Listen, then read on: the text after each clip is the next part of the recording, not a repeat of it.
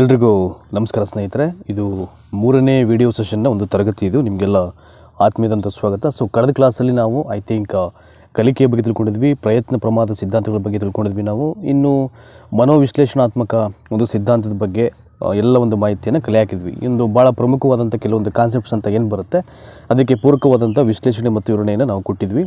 ನಾನು ಆವಾಗಲೇ ಹೇಳ್ದಂಗೆ ಆರಂಭದಲ್ಲಿ TET ಸಿಲೆಬಸ್ಸಲ್ಲಿ ಏನೆಲ್ಲ ಕಂಟೆಂಟ್ಸ್ ಬರುತ್ತೆ ನಿಮಗೆ ಪೇಪರ್ 1 ಮತ್ತು ಪೇಪರ್ 2ನಲ್ಲಿ ಎಜುಕೇಷನ್ ಸೈಕಾಲಜಿಯಲ್ಲಿ, ಅದಕ್ಕೆ ಪೂರಕವಾಗಿ ಕ್ಲಾಸಸ್ ಆರಂಭ ಮಾಡ್ತಿರುವಂಥದ್ದು.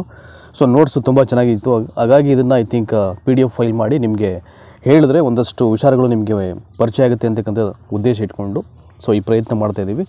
ಇದು ಮೂರನೇ ವಿಡಿಯೋ ಸೆಷನ್. ಇದು ಟೈಮನ್ನು ವೇಸ್ಟ್ ಮಾಡೋದು ಬೇಡ, ಸ್ಟಾರ್ಟ್ ಮಾಡೋಣ. ಈಗ ನೋಡಿ, ಇಲ್ಲಿ ಗೆಸ್ಟಾಲ್ಟ್ ಒಳನೋಟ ಕಲಿಕೆ ಬಗ್ಗೆ ನಾವು ಇವತ್ತಿನ ಕ್ಲಾಸ್ ತಿಳ್ಕೊಳ್ಳೋಣ. ಹಾಗೆ ಮುಂದುವರೆದಂತೆ ಏನೆಲ್ಲ ವಿಷಯಗಳಿದೆ ಎಲ್ಲವನ್ನು ಒಂದು ಕಡೆಯಿಂದ ನೋಡೋಣ. ಈಗ ಸೊ ಗೆಸ್ಟಾಲ್ ಅಂದರೆ ಏನೋ ಆಗಿದ್ರೆ, ಈಗ ಗೆಸ್ಟಾಲ್ ಒಳನೋಟ ಕಲಿಕೆ ಅಂದ ತಕ್ಷಣ ಯಾವಾಗಲೂ ನಾವು ಫಸ್ಟು ಆ ಶೀರ್ಷಿಕೆ ಅದು ನೇಮ್ ಏನಿದೆ ಅದ್ರ ಬಗ್ಗೆ ಯೋಚನೆ ಮಾಡಬೇಕು. ಅಲ್ಲೇ ಸಾಕಷ್ಟು ಮೀನಿಂಗ್ಸ್ ಇರುತ್ತೆ ಅಲ್ಲಿ. ಸೊ ಗೆಸ್ಟಾಲ್ಟ್ ಅಂದರೆ ಒಂದು ಸಂಘಟಿತ ಹಿಡಿ ಅಂತ. ಇದು ಜರ್ಮನಿ ದೇಶದ ಪದ. ಅದು the gestalt is a word, it's came from Germany. ಅದು ಸೊ ಕನ್ನಡದಲ್ಲಿ ಅದನ್ನು ಸಂಘಟಿತ ಹಿಡಿ ಅಂತ ಕರೆಯೋದು, ಆಯಿತಾ. ಜರ್ಮನ್ ದೇಶದ ಒಂದು ಪದ ಅದು. ನೋಡೋಣ ಇದಕ್ಕೆ ಸಂಬಂಧಪಟ್ಟ ಹಾಗೆ ಇನ್ನೂ ಏನೆಲ್ಲ ವಿಷಯಗಳಿದೆ ಅಂತ, ಆಯಿತಾ. ನೋಡಿ, ಇಲ್ಲಿ ಒಳನೋಟ ಕಲಿಕೆ ಅಂದರೆ ಏನು ಅಂತ ಆಗಿದ್ರೆ, ಈಗ ಸೊ ಸಮಸ್ಯೆಯನ್ನು ಸಮಗ್ರವಾಗಿ ಇಡಿಯಾಗಿ ಗ್ರಹಿಸಿ ತನ್ನ ಆಂತರಿಕ ಶಕ್ತಿಯ ಸಹಾಯದಿಂದ ಸಮಸ್ಯೆಯನ್ನು ಪರಿಹಾರ ಮಾಡುವ ಕಲಿಕೆಯನ್ನು ಒಳನೋಟ ಕಲಿಕೆ ಅಂತ ನಾವು ಕರೆಯೋದು, ಆಯಿತಾ. ಸೊ ಈ ಗೆಸ್ಟಾಲ್ ಪಂಥದವ್ರದ್ದೇ ಈ ಒಳನೋಟ ಕಲಿಕೆ ಅಂತಕ್ಕಂಥ ಕಾನ್ಸೆಪ್ಟ್ ಬರೋದು ಅವರ ಒಂದು ಪಂಥದಲ್ಲಿ ಅಥವಾ ಸಿದ್ಧಾಂತಗಳಲ್ಲಿ.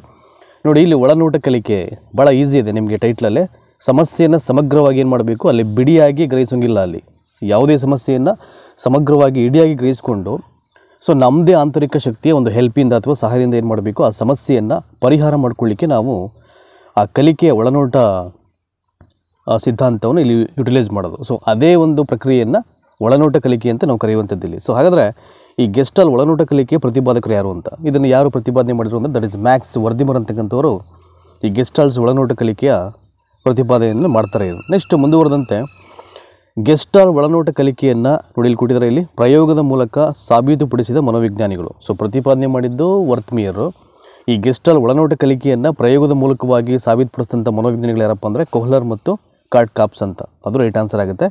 ಆ್ಯಂಡ್ ನೆಕ್ಸ್ಟ್ ಒನ್, ಗೆಸ್ಟಾಲ್ನ ಪ್ರಮುಖ ಪ್ರತಿಪಾದಕರು ಅಂತ. ನೋಡಿ 3 ಜನ ಇದ್ದಾರೆ. ಈಗ ಗೆಸ್ಟಾಲ್ ವಾದದ ಪ್ರಮುಖ ಪ್ರತಿಪಾದಕರು ಯಾರು ಅಂತ ನೋಡಿ. ಅಂದರೆ ಇಡೀ ಗೆಸ್ಟಾಲ್ ವಾದಕ್ಕೆ ಸಂಬಂಧಪಟ್ಟಂಥ ವ್ಯಕ್ತಿಗಳು ಇವೆಲ್ಲ ನಿಮಗೆ ಕೇಳ್ಬೋದು. ನಿಮಗೆ 4 ಆಪ್ಷನ್ಸ್ ಕೊಟ್ಬಿಟ್ಟು ಮತ್ತೆ ಒಂದಷ್ಟು ಸಂಕೇತಗಳ ರೂಪದಲ್ಲಿ ಪ್ರಶ್ನೆಯನ್ನು ಕೇಳ್ಬೋದು.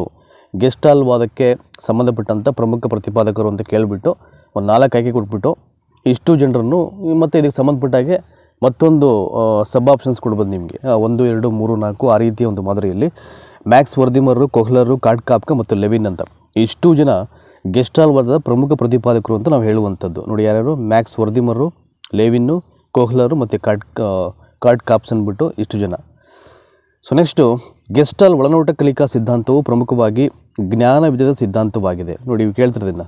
ಸೊ ಜ್ಞಾನ ವಿಜಯದ ಸಿದ್ಧಾಂತ ಅಂದರೆ ಏನಪ್ಪ ಅಂದರೆ ಗೆಸ್ಟಾಲ್ ಒಳನೋಟ ಕಲಿಕಾ ಸಿದ್ಧಾಂತವನ್ನೇ ಇಲ್ಲಿ ನಾವು ಜ್ಞಾನ ವಿಜಯದ ಸಿದ್ಧಾಂತ ಅಂತ ಕರೆಯೋದು. ಏಕೆಂದರೆ ಸಮಸ್ಯೆಯನ್ನು ನಾವು ಇಡಿಯಾಗಿ ಗ್ರಹಿಸಿಕೊಂಡು ಸೊ ನಮ್ಮ ಆಂತರಿಕ ಶಕ್ತಿಯ ಸಹಾಯದೊಂದಿಗೆ ಅದನ್ನು ಏನು ಮಾಡಬೇಕು, ಸಮಸ್ಯೆಯನ್ನು ಪರಿಹಾರ ಮಾಡ್ತಕ್ಕಂಥ ಒಂದು ಕ್ರಮ ಇದೆಯಲ್ಲ, ಆ ಒಂದು ಕಲಿಕೆಯನ್ನು ಗೆಸ್ಟಾಲ್ ಒಳನೋಟ ಕಲಿಕೆ ಅಂತ ನಾವು ಹೇಳುವಂಥದ್ದು. ಹಾಗಾಗಿ ಇದನ್ನು ಜ್ಞಾನ ವಿಜಯದ ಸಿದ್ಧಾಂತನೂ ಕೂಡ ಅಂತ ಹೇಳ್ತಾರೆ ಅಂತ ನೋಡಿ. ಇಲ್ಲಿ ಇಟ್ ಈಸ್ ವೆರಿ ಇಂಪಾರ್ಟೆಂಟ್. ನೋಡಿ ಇದಕ್ಕೆ ಗೆಸ್ಟಾಲ್ಟ್ ಒಳನೋಟ ಕಲಿಕೆಯಲ್ಲಿ ಕೊಹ್ಲರ್ ಅವರು ಬಳಸಿದ ಪ್ರಾಣಿ ಹೆಸರು ಏನು ಅಂತ. ಸೊ ಕೊಹ್ಲರು ಯಾವ ಪ್ರಾಣಿಯನ್ನು ಬಳಸ್ತಾರೆ ಇಲ್ಲಿ, ಚಿಂಪಾಂಜಿ ಅಂತ. ಸೊ ಅದಕ್ಕೊಂದು ನೇಮ್ ಕೂಡ ಇರ್ತಾರೆ ಅವರು. ಗೆಸ್ಟಾಲು ತಮ್ಮ ಪ್ರಯೋಗಕ್ಕೆ ಬಳಸ್ಕೊಂಡಂಥ ಪ್ರಾಣಿ ಬಂದು ಚಿಂಪಾಂಜಿ. ಆ ಚಿಂಪಾಂಜಿಗೆ ನೇಮನ್ನು ಕೂಡ ಇಡ್ತಾರೆ, ದಟ್ ಈಸ್ ಸುಲ್ತಾನ್ ಅಂತಕ್ಕಂಥ ಚಿಂಪಾಂಜಿ ಅದು. ಸೊ ನೆಕ್ಸ್ಟು, ಗೆಸ್ಟಾಲ್ ಒಳನೋಟ ಕಲಿಕೆಯ ಸಿದ್ಧಾಂತದ ಪ್ರಮುಖ ತತ್ವಗಳು. ಸೊ ಪ್ರತಿಯೊಂದು ಸಿದ್ಧಾಂತಕ್ಕೂ ಅದರದೇ ಆದಂಥ ಒಂದಷ್ಟು ಪ್ರಿನ್ಸಿಪಲ್ಸ್ ಅಂತ ಇರುತ್ತೆ. ಹಾಗಾಗಿ ಈ ಗೆಸ್ಟಾಲ್ ಒಳನೋಟ ಕಲಿಕೆಯ ಸಿದ್ಧಾಂತದ ಪ್ರಮುಖ ತತ್ವಗಳು ಯಾವುದಪ್ಪ ಅಂದರೆ ಇಲ್ಲಿ ಸಾಮೀಪ್ಯತೆ, ಸಾಮ್ಯತೆ, ಸರಳತೆ ಮತ್ತು ಒಗ್ಗೂಡಿಸುವಿಕೆ ಅಂತ. ಸಾಮೀಪ್ಯತೆ, ಸಾಮ್ಯತೆ, ಸರಳತೆ ಮತ್ತು ಒಗ್ಗೂಡಿಸು, ಈ 4 ತತ್ವಗಳು ಭಾಳ ಪ್ರಮುಖವಾದಂಥ ಗೆಸ್ಟಾಲ್ ಒಳನೋಟ ಕಲಿಕೆಯ ಸಿದ್ಧಾಂತ ತತ್ವಗಳು ಇವೆಲ್ಲವೂ ಕೂಡ. ಸಾಮೀಪ್ಯತೆ, ಸಾಮ್ಯತೆ, ಸರಳತೆ ಮತ್ತು ಒಗ್ಗೂಡಿಸುವಿಕೆ ಅಂತ. ಸೊ ಹಾಗೆ ಕಂಟಿನ್ಯೂ ಮಾಡೋಣ. ಈಗ ಇನ್ನು ಬೇರೆ ಯಾವೆಲ್ಲ ವಿಷಯಗಳಿದೆ ಅಂತ. ನೆಕ್ಸ್ಟ್, ಈಗ ಸಾಂಪ್ರದಾಯಿಕ ಅನುಬಂಧನ ಕಲಿಕೆ. It is very important. ಇದಕ್ಕೆ ಸಂಬಂಧಪಟ್ಟಾಗಿ ಹಲವಾರು ಪ್ರಶ್ನೆಯನ್ನು TETಯ ಕಳೆದ ಪತ್ರಿಕೆಗಳಲ್ಲಿ ಕೇಳಲಾಗಿದೆ ಅಂತ. ಸೊ ಈ ಸಾಂಪ್ರದಾಯಿಕ ಅನುಬಂಧನ ಕಲಿಕೆಗೆ ಮತ್ತೊಂದು ಹೆಸರು ಏನಪ್ಪ ಅಂದರೆ ಅಭಿಜಾತ ಅನುಬಂಧನ ಕಲಿಕೆ. ಕೇಳ್ತಿರೋದನ್ನು. ಇದಕ್ಕೆ ಅಭಿಜಾತ ಅನುಬಂಧನ ಕಲಿಕೆ ಮತ್ತು ಅಭಿಜಾತ ಸೋಪಾಜಿತ ಅನುಬಂಧನ ಕಲಿಕೆ ಎಂದು ಸಹ ಕರೆಯಲಾಗುತ್ತೆ ಅಂತ, ಆಯಿತಾ. ನೋಡಿ ಇಲ್ಲಿ ಅಭಿಜಾತ ಅನುಬಂಧನ ಕಲಿಕೆ ಅಂದರೂ ಸಾಂಪ್ರದಾಯಿಕ ಅನುಬಂಧನ ಕಲಿಕೆ, ಅಭಿಜಾತ ಸೋಪಾದಿತ ಅನುಬಂಧನ ಕಲಿಕೆ ಅಂದರೂ ಕೂಡ ಸಾಂಪ್ರದಾಯಿಕ ಅನುಬಂಧನ ಕಲಿಕೆ ಆಗುತ್ತೆ. ಆಯಿತಾ. ನೆಕ್ಸ್ಟ್ ನೋಡಿ, ಇಲ್ಲೊಂದಷ್ಟು ಅಂಶಗಳನ್ನು ಕೊಟ್ಟಿದ್ದಾರೆ. ಇದರ ಜೊತೆಗೆ ಶಾಸ್ತ್ರೀಯ ಕಲಿಕಾ ಸಿದ್ಧಾಂತ ಅಥವಾ ನಿರ್ಬಂಧಿತ ಕಲಿಕಾ ಸಿದ್ಧಾಂತ ಅಂತಲೂ ಕೂಡ ಇದನ್ನು ಕರೆಯಲಾಗುತ್ತೆ. ನೋಡಿ, ಒಟ್ಟಾರೆಯಾಗಿ 4 ಹೆಸರಿಂದ ಕರೆಯಲಾಗುತ್ತೆ ಅಂತ. ಆಯಿತಾ. ಅಭಿಜಾತ ಸೋಪಾದಿತ ಕಲಿಕಾ ಸಿದ್ಧಾಂತ ಅಂದರೂ ಅದೇನೇ, ಶಾಸ್ತ್ರೀಯ ಕಲಿಕಾ ಸಿದ್ಧಾಂತ ಅಂದರೂ ಅದೇನೇ, ನಿರ್ಬಂಧಿತ ಕಲಿಕಾ ಸಿದ್ಧಾಂತ ಅಂದರೂ ಅದೇನೇ. ಸೊ ಹಾಗೇನೆ ನೋಡಿ, ಇಲ್ಲೂ ಒಂದಿದೆ ಇಲ್ಲಿ. ಸೊ ಅಭಿಜಾತ ಅನುಬಂಧನ ಕಲಿಕಾ ಸಿದ್ಧಾಂತ ಅಂದ್ರೂ ಕೂಡ ಅದೇನೇ. ಸೊ ಒಟ್ಟು 4 ಹೆಸರುಗಳಾಯ್ತು ಈಗ ನೋಡಿ, ಇಲ್ಲೇ ಕೊಟ್ಬಿಟ್ಟಿದ್ದಾರೆ. ಸೊ ಅಭಿಜಾತ ಅನುಬಂಧನ ಕಲಿಕೆ, ಅಭಿಜಾತ ಸೋಪಾದಿತ ಅನುಬಂಧನ ಕಲಿಕೆ, ಶಾಸ್ತ್ರೀಯ ಕಲಿಕಾ ಸಿದ್ಧಾಂತ ಮತ್ತು ನಿರ್ಬಂಧಿತ ಕಲಿಕಾ ಸಿದ್ಧಾಂತ ಎಲ್ಲವೂ ಕೂಡ ಈ ಸೋಪಾದಿತ ಅನುಬಂಧನ ಕಲಿಕೆ ಇರತಕ್ಕಂಥ ಹೆಸರು ಇದು. ಆಯಿತಾ. ಸೊ ಇದನ್ನು ಯಾರು ಪ್ರತಿಪಾದನೆ ಮಾಡ್ತಾರೆ ಅಂತ, ಈ ಸೋಪಾದಿತ ಅನುಬಂಧನ ಕಲಿಕೆಯನ್ನು ಪಾವ್ಲೋ ಅವರು ಪ್ರತಿಪಾದನೆ ಮಾಡುವಂಥದ್ದು. ಸೊ ಪಾವ್ಲೋ ಅವರು ತಮ್ಮ ಪ್ರಯೋಗಕ್ಕೆ ಬಳಸಿದಂಥ ಪ್ರಾಣಿ ಹೆಸರು ಅಂತ. ಇವರು ಹೇಗೆಲ್ಲ ಪ್ರಯೋಗ ಮಾಡಿದ್ರು ಅಂತ ನೀವು ಥಿಯರಿ ಬುಕ್ಕಲ್ಲಿ ಓದ್ಕೊಳ್ಬೇಕಲ್ಲಿ, ಅಲ್ಲಿ ಸಿಗುತ್ತೆ ನಿಮಗೆ. ಪ್ರತಿಯೊಂದು ಪ್ರಯೋಗಕ್ಕೂ ಒಂದೊಂದು ಪ್ರಾಣಿಯನ್ನು ಯೂಸ್ ಮಾಡ್ತಾರೆ ಅಲ್ಲಿ ಮನೋವಿಜ್ಞಾನಿಗಳು. ಸೊ ಇಲ್ಲಿ ಪಾವ್ಲೋವು ತಮ್ಮ ಎಕ್ಸ್ಪೆರಿಮೆಂಟ್ಗೆ ಬಳಸಿದಂಥ ಒಂದು ಪ್ರಾಣಿ ಯಾವುದಪ್ಪ ಅಂದರೆ ಇಲ್ಲಿ ನಾಯಿಯನ್ನು ಬಳಸ್ಕೋತಾರೆ. ಸೊ ಇಲ್ಲಿ ಅದು ಏನಾದರೂ ತೋರಿಸಿದ ತಕ್ಷಣ ಐ ಥಿಂಕ್ ಆಹಾರವನ್ನು ಕೊಡಬೇಕಾದಾಗ ಅದನ್ನು ನೋಡಿದ ತಕ್ಷಣ ಅದು ಯಾವ ಥರ ರಿಯಾಕ್ಟ್ ಮಾಡುತ್ತೆ ಅಂದರೆ ನಾಯಿ ಅದು ತನ್ನ ಜೊಲ್ಲನ್ನು ಸುರಿಸ್ತಕ್ಕಂಥದ್ದನ್ನು ಸಿಗ್ನಲ್ ರೂಪದಲ್ಲಿ ತೋರಿಸುತ್ತೆ ಅದು ಇದು ಕಾಮನ್ ಫ್ಯಾಕ್ಟ್ರು. ಸೊ ಏನಾದರೂ ಆಹಾರವನ್ನು ಅದಕ್ಕೆ ಕೊಡಲಿಕ್ಕೆ ಒಂದು ಕಡೆ ಇಟ್ಟಾಗ ಏನಾಗುತ್ತೆ, ಅದು ಸಹಜವಾಗಿ ತನ್ನ ಜೊಲ್ಲು ಸುರಿಸೋದು ಅವ್ರ ಎಕ್ಸ್ಪೆರಿಮೆಂಟಲ್ಲಿ ಹೇಳ್ತಾರೆ ಅವರು, ಪಾವ್ಲೋರವರು ಯಾವ ಥರ ಅದನ್ನು ಮಾಡ್ತಾರೆ ಅಂತ. ಸೊ ನೆಕ್ಸ್ಟು ಪಾವ್ಲೋರವರ ಸಾಂಪ್ರದಾಯಿಕ ಅನುಬಂಧನ ಕಲಿಕೆಯ ಪ್ರಮುಖ ಉದ್ದೇಶ ಏನು ಅಂತ. ಸೊ ಏನು ಆಬ್ಜೆಕ್ಟಿವ್ ಇದೆ ಅಲ್ಲಿ ಅವರ ಒಂದು ಪಾವ್ಲೋರವರ ಕಲಿಕಾ ಸಾಂಪ್ರದಾಯಿಕ ಅನುಬಂಧನ ಕಲಿಕೆಯ ಪ್ರಮುಖ ಉದ್ದೇಶ ಏನು ಅಂತ ನೋಡಿ ಇಲ್ಲಿ ಕೊಟ್ಟಿದ್ದಾರೆ. ಸಹಜ ಪ್ರತಿಕ್ರಿಯೆ ಮತ್ತು ಈ ಕಡೆಯೂ ಕೂಡ ಸಹಜ ಪ್ರತಿಕ್ರಿಯೆ ಅಂತಿದೆ ಇಲ್ಲಿ. ಆಯಿತಾ. ಸೊ ಇಲ್ಲಿ ಮಾಂಸವನ್ನು ತೋರಿಸಿದಾಗ ಜೊಲ್ಲು ಸುರಿಸೋದು. ಇನ್ನು ನೆಕ್ಸ್ಟು ಈ ಕಡೆ ಕಲಿಕಾ ಪ್ರಚೋದನೆ ಅಂತ ಇಲ್ಲಿ ಅರ್ಥ ಮಾಡ್ಕೊಳ್ಳಿ. ಸೊ ಗಂಟೆಯ ಶಬ್ದ ಜೊಲ್ಲು ಸುರಿಸೋದಿಲ್ಲ ಅಂತ ನೋಡಿ, ಅಲ್ಲಿ ಅದು ಮಾಂಸವನ್ನು ತೋರಿಸಿದಾಗ ಸಹಜವಾಗಿ ಏನು ಪ್ರತಿಕ್ರಿಯೆ ಮಾಡುತ್ತೆ ಅದು ಜೊಲ್ಲು ಸುರಿಸುವಂಥದ್ದು. ಬಟ್ ಇಲ್ಲಿ ಆರ್ಟಿಫಿಷಿಯಲ್ ಆಗಿ ರಿಯಾಕ್ಷನ್ ಬಗ್ಗೆ ಹೇಳೋದಾದರೆ ಅದು ಗಂಟೆಯ ಶಬ್ದವನ್ನು ಕೇಳಿದಾಗ ಅದು ಯಾವುದೇ ಕಾರಣಕ್ಕೂ ಜೊಲ್ಲನ್ನು ಸುರಿಸಲ್ಲ, ಅದು ಸಿಂಪಲ್ಲು. ಬಟ್ ಯಾವ ಆಹಾರವನ್ನು ತಿನ್ನಲಿಕ್ಕೆ ಇಚ್ಛೆ ಪಡುತ್ತೋ ಅದಕ್ಕೆ ಪೂರಕವಾಗಿ ಅದು ರಿಯಾಕ್ಟ್ ಮಾಡ್ತಿರುತ್ತೆ ನಾಯಿ. ಅದನ್ನು ಅವರು ತಮ್ಮ ಎಕ್ಸ್ಪೆರಿಮೆಂಟಲ್ಲಿ ಬಳಸ್ಕೊಂಡು ಅದ್ರ ಬಗ್ಗೆ ಹೇಳ್ತಾರೆ ಅವರು. ಆಯಿತಾ. ಸೊ ನೆಕ್ಸ್ಟು ಹೀಗೆ ಅನೇಕ ಬಾರಿ ಪ್ರಯೋಗ ಮಾಡಿದಂಥ ನಂತರ ಏನಾಗುತ್ತೆ ಅಂತ ಅಂದರೆ ಅದರ ಪ್ರಯೋಗಗಳು ಜಾಸ್ತಿ ಆದಾಗ, ಅದು ಫಸ್ಟು ಗಂಟೆ ಶಬ್ದವನ್ನು ತೋರಿಸಿದಾಗ ಅದು ರಿಯಾಕ್ಟ್ ಮಾಡ್ತಾ ಇರಲ್ಲ, ಅದು ಜೊಲ್ಲು ಸುರಿಸ್ತಾ ಇರಲ್ಲ ಅದು ನೋಡಿ ಇಲ್ಲಿ ಹೇಳಿದರೆ. ಹೀಗೆ ಅನೇಕ ಬಾರಿ ಪ್ರಯೋಗ ಮಾಡಿದ ನಂತರ ಕೃತಕ ಪ್ರಚೋದನೆ ಏನಾಗುತ್ತೆ, ನಿರ್ಬಂಧಿತ ಪ್ರತಿಕ್ರಿಯೆಯಾಗಿ ಬದಲಾವಣೆ ಆಗುತ್ತೆ.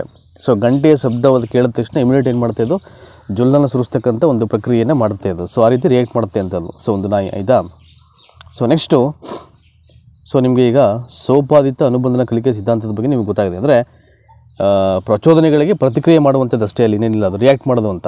ಸೊ ಅದು ಭಾಳ ಸಿಂಪಲಾಗಿ ಹೇಳ್ತಾರೆ ಅವರು. ಇನ್ನು ಸಾಮಾಜಿಕ ಕಲಿಕಾ ಸಿದ್ಧಾಂತ ಅಂತಿದೆ. ಇಟ್ ಈಸ್ ವೆರಿ ಇಂಪಾರ್ಟೆಂಟ್ ಇದು, ಸಾಮಾಜಿಕ ಕಲಿಕಾ ಸಿದ್ಧಾಂತ. ಸೊ ಏನು ಹಾಗಾದರೆ ಸಾಮಾಜಿಕ ಕಲಿಕಾ ಸಿದ್ಧಾಂತ ಅಂದರೆ ನೋಡಿ ಇಲ್ಲಿದೆ ಇಲ್ಲಿ.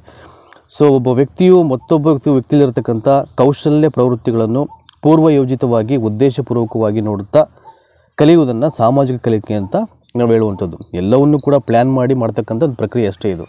ಸೊ ಯಾವುದೇ ಒಬ್ಬ ವ್ಯಕ್ತಿಯಲ್ಲಿ ಅಂದರೆ ಯಾವುದೇ ಒಬ್ಬ ವ್ಯಕ್ತಿ ಏನು ಮಾಡ್ತಾನೆ, ಸೊ ಮತ್ತೊಬ್ಬ ವ್ಯಕ್ತಿಯಲ್ಲಿರ್ತಕ್ಕಂಥ ಸ್ಕಿಲ್ಸನ್ನು ಅಥವಾ ಅವನಿಗಿರ್ತಕ್ಕಂಥ ಕೆಲವೊಂದು ಪ್ರವೃತ್ತಿಗಳನ್ನು ಪೂರ್ವಯೋಜಿತವಾಗಿ ಉದ್ದೇಶಪೂರ್ವಕವಾಗಿ ಅದನ್ನು ನೋಡುತ್ತಾ ಅವನು ಏನು ಕಲಿತ್ಕೊಳ್ತಾನೆ ಅದನ್ನು ಇಲ್ಲಿ ಸಾಮಾಜಿಕ ಕಲಿಕೆ ಅಂತ ಇಲ್ಲಿ ಹೇಳುವಂಥದ್ದು. ಸೊ ಅದನ್ನೇ ಇಲ್ಲಿ ನಾವು ಒಟ್ಟಾರೆಯಾಗಿ ಸಾಮಾಜಿಕ ಕಲಿಕಾ ಸಿದ್ಧಾಂತ ಅಂತ ಇಲ್ಲಿ ನಾವು ಅದನ್ನು ಕರೆಯೋದು. ಇನ್ನು ಈ ಸಾಮಾಜಿಕ ಕಲಿಕಾ ಸಿದ್ಧಾಂತಕ್ಕೆ ಸಂಬಂಧಪಟ್ಟ ಹಾಗೆ ಇಲ್ಲಿ ಒಂದಷ್ಟು ಹಲವಾರು ಅಂಶಗಳಿದೆ, ಎಲ್ಲ ನೋಡೋಣ. ಇಲ್ಲಿ ಸಾಮಾಜಿಕ ಕಲಿಕೆಯನ್ನು ವೀಕ್ಷಣಾತ್ಮಕ ಕಲಿಕೆ ಅಥವಾ ಅನುಕರಣ ಕಲಿಕೆ ಅಂತ ಕರೀತಾರೆ. ಸೊ ಏನಕ್ಕೆ ವೀಕ್ಷಣಾತ್ಮಕ ಅಥವಾ ಅನುಕರಣೆ ಅಂತ ಕಲಿತಾರೆ ಅಂದರೆ ನಾನು ಹೇಳಿದ್ನಲ್ಲ, ನಾನು ಯಾವುದೇ ಒಬ್ಬ ವ್ಯಕ್ತಿ ಬೇರೊಬ್ಬ ವ್ಯಕ್ತಿಲಿರತಕ್ಕಂಥ ಒಂದು ಐ ಥಿಂಕ್ ಕೌಶಲ್ಯಗಳನ್ನು ಮತ್ತು ಪ್ರವೃತ್ತಿಗಳನ್ನು ಉದ್ದೇಶಪೂರ್ವಕವಾಗಿ ನೋಡ್ಕೊಂಡು ಕಲಿತಾನೆ ಅಂದರೆ ಅವನನ್ನು ವೀಕ್ಷಣೆ ಮಾಡ್ತಾನೆ ಅಂತ, ಅವನ್ನ ಇಮಿಟೇಷನ್ ಮಾಡಿರ್ತಾನೆ, ಅವನು ಅನುಕರಣೆ ಮಾಡಿರ್ತಾನೆ. ಅದು ಮಾಡಲಿಲ್ಲ ಅಂದರೆ ಅವನು ಐ ಥಿಂಕ್ ಪ್ರಿಪ್ಲ್ಯಾನ್ ಮಾಡಿಕೊಂಡು ಉದ್ದೇಶಪೂರ್ವಕವಾಗಿ ಕಲಿತ್ಕೊಳ್ಳೋಕ್ಕಾಗಲ್ಲ, ಅದು ಸಾಮಾಜಿಕ ಕಲಿಕಾ ಸಿದ್ಧಾಂತ ಆಗಲ್ಲ. ಹಾಗಾಗಿ ಆ ಸಾಮಾಜಿಕ ಕಲಿಕೆಯನ್ನು ವೀಕ್ಷಣಾತ್ಮಕ ಕಲಿಕೆ ಅಥವಾ ಅನುಕರಣ ಕಲಿಕೆ ಅಂತಲೂ ಕೂಡ ಕರೆಯಲಾಗುತ್ತೆ ಅಂತ.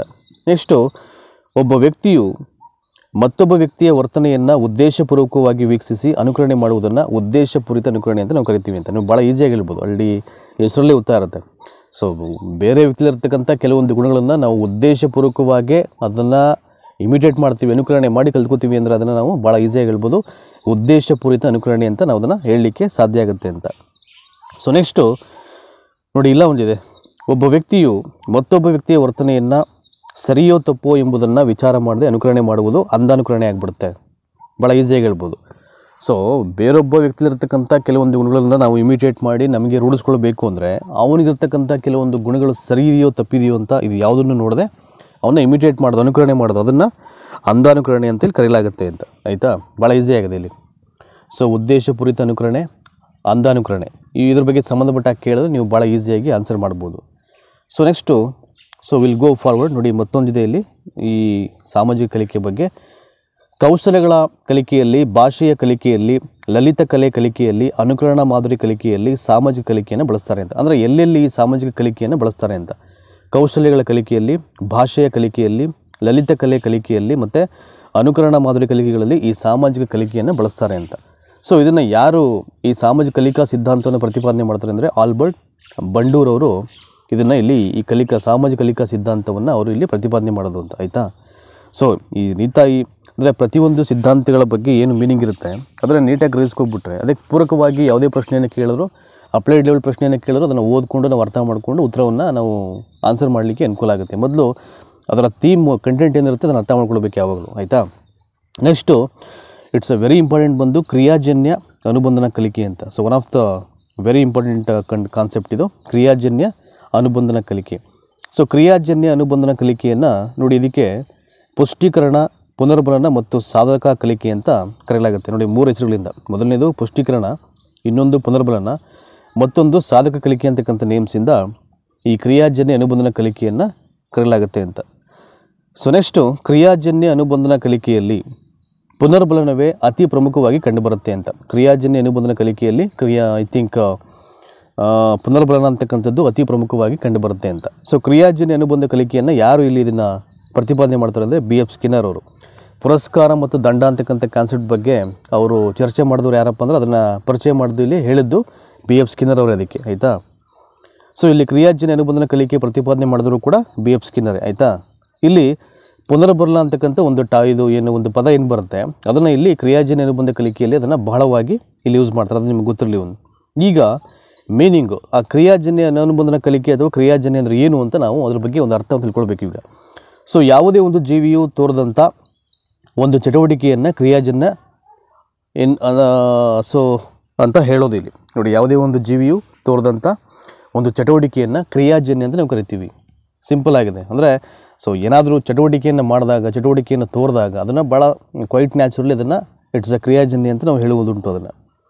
ಸೊ ನೆಕ್ಸ್ಟು ನೋಡಿ ಇಲ್ಲಿದೆ, ಇಲ್ಲಿ ಭಾಳ ಪ್ರಮುಖವಾಗಿ ಕ್ರಿಯಾಜನ್ಯ ಅನುಬಂಧನ ಕಲಿಕೆಯಲ್ಲಿ BF ಸ್ಕಿನ್ನರ್ ಅವರು ಪ್ರಯೋಗದಲ್ಲಿ ಬಳಸಿದಂಥ ಪಕ್ಷಿ ಯಾವುದು ಅಂದರೆ ಪಾರಿವಾಳ ಅಂತ. ನೋಡಿ, ಇಲ್ಲಿ ಯಾವ್ಯಾವ ಮನೋವಿಜ್ಞಾನಿಗಳು ತಮ್ಮ ಯಾವ್ಯಾವ ಸಿದ್ಧಾಂತಗಳಲ್ಲಿ ಯಾವ ಪ್ರಾಣಿ ಪಕ್ಷಿಯನ್ನು ಬಳಸ್ಕೊಂಡ್ರು ಅಂತ ನೀವು ಒಂದು ಚೂರು ಗೊಂದಲ ಮಾಡ್ಕೊಳ್ಳದೆ ನೀವು ಅದನ್ನು ಅಭ್ಯಾಸ ಮಾಡ್ಕೊಳ್ಬೇಕು. ಆಯಿತಾ, ಇಟ್ ಈಸ್ ವೆರಿ ಇಂಪಾರ್ಟೆಂಟ್. ಅದು ಕ್ರಿಯಾಜನ್ಯ ಅನುಬಂಧನ ಕಲಿಕೆಯಲ್ಲಿ BF ಸ್ಕಿನ್ನರ್ ಅವರು ಪ್ರಯೋಗದಲ್ಲಿ ಬಳಸಿದಂಥ ಪಕ್ಷಿ ಯಾವುದಪ್ಪ ಅಂದರೆ ಅದು ಪಾರಿವಾಳ. ಆಯಿತಾ, ಸೊ ಅದಕ್ಕೆ ಆಗದಂಥ ಒಂದು ಪೆಟ್ಟಿಗೆಯನ್ನು ನಾವೇನಂತ ಕರಿತೀವಿ, ಅದನ್ನು ಅವರ ಹೆಸರಿಂದಲೇ ಹೇಳಲಾಗುತ್ತೆ. ಸೊ ಅವರ ನೇಮಿಂದಲೇ ಸ್ಟಾರ್ಟ್ ಆಗ್ತಕ್ಕಂಥದ್ದು ಅದು ಸ್ಕಿನ್ನರ್ ಪೆಟ್ಟಿಗೆ ಅಂತ. ಆಯಿತಾ, ಸೊ BF ಸ್ಕಿನ್ನರು ತಮ್ಮ ಪ್ರಯೋಗದಲ್ಲಿ ಬಳಸ್ಕೊಂಡಂಥ ಪ್ರಾಣಿ ಯಾವುದಪ್ಪ ಅಂದರೆ ಅದು ಪಾರಿವಾಳ. ಅದಕ್ಕೆ ಆಗ್ತಂಥ ಒಂದು ಪೆಟ್ಟಿಗೆ ಯಾವುದಪ್ಪ ಅಂದರೆ ಅದು ಸ್ಕಿನ್ನರ್ ಪೆಟ್ಟಿಗೆ ಅಂತ ಕರೆಯಲಾಗುತ್ತೆ. ನೋಡಿ ಎಷ್ಟು ಪ್ರಮುಖವಾಗಿದೆ ಇಲ್ಲಿ. ಸೊ ಈ ರೀತಿ ಕೆಲವೊಂದು ಪ್ರಮುಖವಾದ ವಿಷಯಗಳನ್ನು ನೀವು ತಿಳ್ಕೊಂಡ್ಬಿಟ್ರೆ ಬೆಟರ್ ಆಗುತ್ತೆ ನಿಮಗೆ. ಆಯಿತಾ, ನೆಕ್ಸ್ಟು ಈಗ ಇಷ್ಟೆಲ್ಲ ಹೇಳಿದ ಮೇಲೆ ಈ ಕ್ರಿಯಾಜನ್ಯ ಕಲಿಕೆಯ ಒಂದು ಪ್ರಮುಖ ಉದ್ದೇಶ ಏನು ಆಗಿದ್ದರೆ, ಆಯಿತಾ, BF ಸ್ಕಿನ್ನರ್ ಅವರು ಯಾಕೆ ಪ್ರಯೋಗ ಮಾಡೋದ್ರ ಮುಖಾಂತರ ಅವರು ಕೆಲವೊಂದು ವಿಷಯಗಳನ್ನು ಹೇಳಲಿಕ್ಕೆ ಇಚ್ಛೆ ಪಡ್ತಾರೆ ಅಂತ, ಏನು ಉದ್ದೇಶ ಇದೆ ಅಂತ ಇಲ್ಲಿ ನೋಡಿ. ಇಲ್ಲಿ ಹೇಳಿದ್ದಾರೆ ಪ್ರಚೋದನೆ, ಪ್ರತಿಕ್ರಿಯೆ ಮತ್ತು ಆಹಾರ. ನೋಡಿ, ಕಲಿಕೆಯ ಬಗ್ಗೆ ಅವರು ಡೆಫಿನೇಷನ್ ಹೇಳ್ಬೇಕಾದ್ರೆ ಹೇಳ್ತಾರೆ ಪ್ರಚೋದನೆ ಮತ್ತು ಪ್ರತಿಕ್ರಿಯೆಗಳ ನಡುವಿನ ಸಂಬಂಧವನ್ನೇ ನಾವು ಕಲಿಕೆಯನ್ನು ಕರೆಯಲಾಗುತ್ತೆ ಅಂತ. ಆಯಿತಾ, ಅದನ್ನು ವ್ಯಾಖ್ಯಾನವನ್ನು ಮಾಡಿದ್ದು ಕಲಿಕೆಗೆ ಸಂಬಂಧಪಟ್ಟ ಹಾಗೆ BF ಸ್ಕಿನ್ನರ್ ಅವರೇ. ನೋಡಿ, ಇಲ್ಲಿ ಪ್ರಚೋದನೆ ಏನು, ಆಹಾರ, ಪ್ರತಿಕ್ರಿಯೆ ಏನು, ಕುಟುಕುವುದು ಅಂತ ಅರ್ಥ ಮಾಡ್ಕೊಳ್ಳಿ. ಸೊ ಕುಟುಕೋದು ಯಾವುದು ಅಂದರೆ ಇಲ್ಲಿ ಪಾರಿವಾಳ ಅಂತ. ಸೊ ಆಹಾರವನ್ನು ತೋರಿಸ್ತಕ್ಕಂಥ ಒಂದು ಪ್ರಚೋದನೆಯನ್ನು ಮಾಡಿದಾಗ ಒಂದು ಪಕ್ಷಿ ಏನು ಮಾಡುತ್ತೆ, ಅದು ಕುಟುಕಲಿಕ್ಕೆ ಅದು ಆರಂಭ ಮಾಡುತ್ತೆ ಅಂತ. ಸೊ ಅದು ಇದರ ಉದ್ದೇಶವನ್ನು ಅವರು ಹೇಳ್ತಾ ಇರುವಂಥದ್ದು ಕ್ರಿಯಾಜನ್ಯ ಕಲಿಕೆಯಲ್ಲಿ ಸ್ಕಿನ್ನರ್ ಅವರು. ನೋಡಿ ಇಲ್ಲಿದೆ, ಇಲ್ಲಿ ನಾನು ಅವಾಗಲೇ ಹೇಳಿದೆ ಸ್ಟಾರ್ಟಿಂಗ್ಗೆ ಪುಷ್ಟೀಕರಣ ಅಂತ ಕಲಿತಾರೆ ಇದನ್ನು, ಈ ಕ್ರಿಯಾಜನ್ಯ ಅನುಬಂಧನ ಕಲಿಕೆಯನ್ನು ಅಂತ. ನೋಡಿ ಅದಕ್ಕೆ ಮೀನಿಂಗ್ ಕೊಟ್ಟಿದ್ದಾರೆ ಇಲ್ಲಿ. ಒಬ್ಬ ವ್ಯಕ್ತಿಗೆ ಪ್ರಶಂಸೆ, ಹೊಗಳಿಕೆ, ಬಹುಮಾನ, ಸನ್ಮಾನ ಇವು ಎಲ್ಲವುಗಳನ್ನು ಒದಗಿಸಿಕೊಟ್ಟರೆ ಇದೇ ಧನಾತ್ಮಕ ಪುಷ್ಟೀಕರಣ ಆಗುತ್ತೆ ಅಂತ. ಸಿಂಪಲ್ ಆಗಿದೆ. ಸೊ ಎಲ್ಲವೂ ಪಾಸಿಟಿವ್ ಆಗಿರಬೇಕಷ್ಟೇ, ಅದು ಧನಾತ್ಮಕ ಪುಷ್ಟೀಕರಣ. ಅದರಲ್ಲಿ ನೆಗೆಟಿವ್ ಆಗಿದ್ದರೆ, ಇದಕ್ಕೆ ಆಪೋಸಿಟ್ ಆಗಿದ್ದರೆ ಅದು ಋಣಾತ್ಮಕ ಪುಷ್ಟೀಕರಣ ಆಗುತ್ತೆ. ಅದಕ್ಕೂ ಮೀನಿಂಗ್ ಹೇಳ್ತೀನಿ ನಾನು. ನೋಡಿ, ಯಾವುದೇ ಒಬ್ಬ ವ್ಯಕ್ತಿಗೆ ಪ್ರಶಂಸೆ ಮಾಡೋದು, ಅದನ್ನು ಹೊಗಳೋದು ಮತ್ತು ಬಹುಮಾನವನ್ನು ಕೊಡುವಂಥದ್ದು, ಸನ್ಮಾನವನ್ನು ಮಾಡುವಂಥವು ಇವೆಲ್ಲವೂ ಕೂಡ ಧನಾತ್ಮಕ ಪುಷ್ಟೀಕರಣ ಕಲಿಕೆಗೆ ಉದಾಹರಣೆ ಆಗುತ್ತೆ ಅಂತ. ಸೊ ಈಗ ಅಟ್ ದ ಸೇಮ್ ಟೈಮು ಋಣಾತ್ಮಕ ಪುಷ್ಟೀಕರಣ ಅಂದರೆ ಏನು ನೋಡಿ, ಇಲ್ಲಿದೆ. ಇಲ್ಲಿ ಒಬ್ಬ ವ್ಯಕ್ತಿಗೆ ದಂಡ, ಶಿಕ್ಷೆ, ತೆಗಳುವಿಕೆ, ಭಯ ಮುಂತಾದವುಗಳನ್ನು ಒದಗಿಸಿಕೊಟ್ಟಾಗ ಅದು ಋಣಾತ್ಮಕ ಕಲಿಕೆ ಆಗುತ್ತೆ ಅಂತ. ನಾವಲ್ಲಿ ಧನಾತ್ಮಕ ಪುಷ್ಟೀಕರಣದಲ್ಲಿ ಏನು ಹೇಳಿದ್ವಿ ಪಾಸಿಟಿವ್ ಪಾಯಿಂಟ್ಸನ್ನು, ಋಣಾತ್ಮಕದಲ್ಲಿ ಅವೆಲ್ಲವೂ ಕೂಡ ಆಪೋಸಿಟ್ ಆಗುತ್ತೆ. ಅದನ್ನು ಇಲ್ಲಿ ಋಣಾತ್ಮಕ ಪುಷ್ಟೀಕರಣ ಅಂತ ಕರೆಯೋದಿಲ್ಲಿ, ಆಯಿತಾ. ಅಂದರೆ ಎಲ್ಲವೂ ಭಾಳ ಈಸಿ ಇದೆ. So next is the very important ಪ್ರಭುತ್ವ ಕಲಿಕೆ. ಸೊ ಪ್ರಭುತ್ವ ಕಲಿಕೆ ಅಂದರೆ ಇಲ್ಲಿ ಪ್ರಭುತ್ವ ಕಲಿಕೆಯ ಪ್ರತಿಪಾದಕರನ್ನು ನಾವು ಮೊದಲೇನು ಮಾಡಬೇಕು ತಿಳ್ಕೊಳ್ಬೇಕು. ದಟ್ ಈಸ್ ಬೆಂಜಮಿನ್ ಬ್ಲೂಮರ್ ಅಂತಕ್ಕಂಥವ್ರು ಪ್ರಭುತ್ವ ಕಲಿಕೆಯ ಪಿತಾಮಹ ಅಥವಾ ಪ್ರತಿಪಾದಕರು. 1960ರಲ್ಲಿ ಸೊ ಈ ಒಂದು ಪ್ರಭುತ್ವ ಕಲಿಕೆಯನ್ನು ಅವರು ಮಂಡಿಸ್ತಾರೆ. ಯಾರು? ಬೆಂಜಮಿನ್ ಬ್ಲೂಮರ್ ಅವರು. ಸೊ ಹಾಗೆಯೇ ಮುಂದುವರೆದಂತೆ ಅನ್ವೇಷಣಾ ಕಲಿಕೆ ನೋಡೋಣ ಈಗ. ಸೊ ಯಾರು ಅನ್ವೇಷಣಾ ಕಲಿಕೆ? ಇದರ ಪ್ರತಿಪಾದಕರು ಕೂಡ ದಟ್ ಈಸ್ ಬ್ರೂನರ್ ಅವರು. ಇಲ್ಲಿ ಕನ್ಫ್ಯೂಸ್ ಆಗಬೇಡಿ ನೋಡಿ, ಇಲ್ಲಿ ಪ್ರಭುತ್ವ ಕಲಿಕೆಯೂ ಕೂಡ ಬೆಂಜಮಿನ್ ಬ್ಲೂಮರು. ನೆಕ್ಸ್ಟು ಅನ್ವೇಷಣಾ ಕಲಿಕೆ ಯಾರಪ್ಪ ಅಂದರೆ ಬ್ರೂನರ್ ಅವರು ಅನ್ವೇಷಣಾ ಕಲಿಕೆಯನ್ನು ಪ್ರತಿಪಾದನೆ ಮಾಡ್ತಾರೆ ಅಂತ. 1961-62ರಲ್ಲಿ ಇವರು ಬರೆದಿರ್ತಕ್ಕಂಥ ಪುಸ್ತಕ ಇವೆಲ್ಲ ಕೇಳ್ತಾರೆ ನಿಮಗೆ. ಸೊ ಅನ್ವೇಷಣಾ ಕಲಿಕೆಯ ಸಿದ್ಧಾಂತದ ಪ್ರತಿಪಾದಕರಾದಂಥ ಬ್ರೂನರು 1961-62 ಆನ್ವರ್ಡ್ಸಲ್ಲಿ ಯಾವ ಪುಸ್ತಕವನ್ನು ಬರೆದರು ಅಂತ, ದ ಪ್ರಾಸೆಸ್ ಆಫ್ ಎಜುಕೇಷನ್ನು, ಅಥವಾ ಪುಸ್ತಕ ನೇಮ್ ಕೊಟ್ಬಿಟ್ಟು ನಿಮಗೆ ಯಾರು ಬರೆದರು ಅಂತಲೂ ಕೇಳ್ಬೋದು. ಹೆಂಗಾರು ಟ್ವಿಸ್ಟ್ ಮಾಡಿ ಕ್ವಶನ್ ಕೇಳ್ತಾರೆ, ಆಯಿತಾ. ದ ಪ್ರಾಸೆಸ್ ಆಫ್ ಎಜುಕೇಷನ್ ಅಂದರೆ ಬೋಧನಾ ಕಾರ್ಯಗಳು ಅಂತಕ್ಕಂಥ ಒಂದು ಮೀನಿಂಗ್ ಬರುತ್ತೆ. ಅದು ಪ್ರಾಸೆಸ್ ಆಫ್ ಎಜುಕೇಷನ್ 1961-63ರಲ್ಲಿ ಅವರು ಬರೆದಿರ್ತಕ್ಕಂಥ ಒಂದು ಪುಸ್ತಕ ಅದು. ಸೊ ಅನ್ವೇಷಣಾ ಕಲಿಕೆ ಪ್ರತಿಪಾದನೆ ಮಾಡಿದವರು ಯಾರಪ್ಪ ಅಂದರೆ ಅದು ಬ್ರೂನರ್ ಅವರು, ಆಯಿತಾ. ನೋಡಿ ಇಲ್ಲಿದೆ ಏನು ಅನ್ವೇಷಣಾ ಕಲಿಕೆ ಅಂದರೆ ಏನು ಆಗಿದ್ರೆ.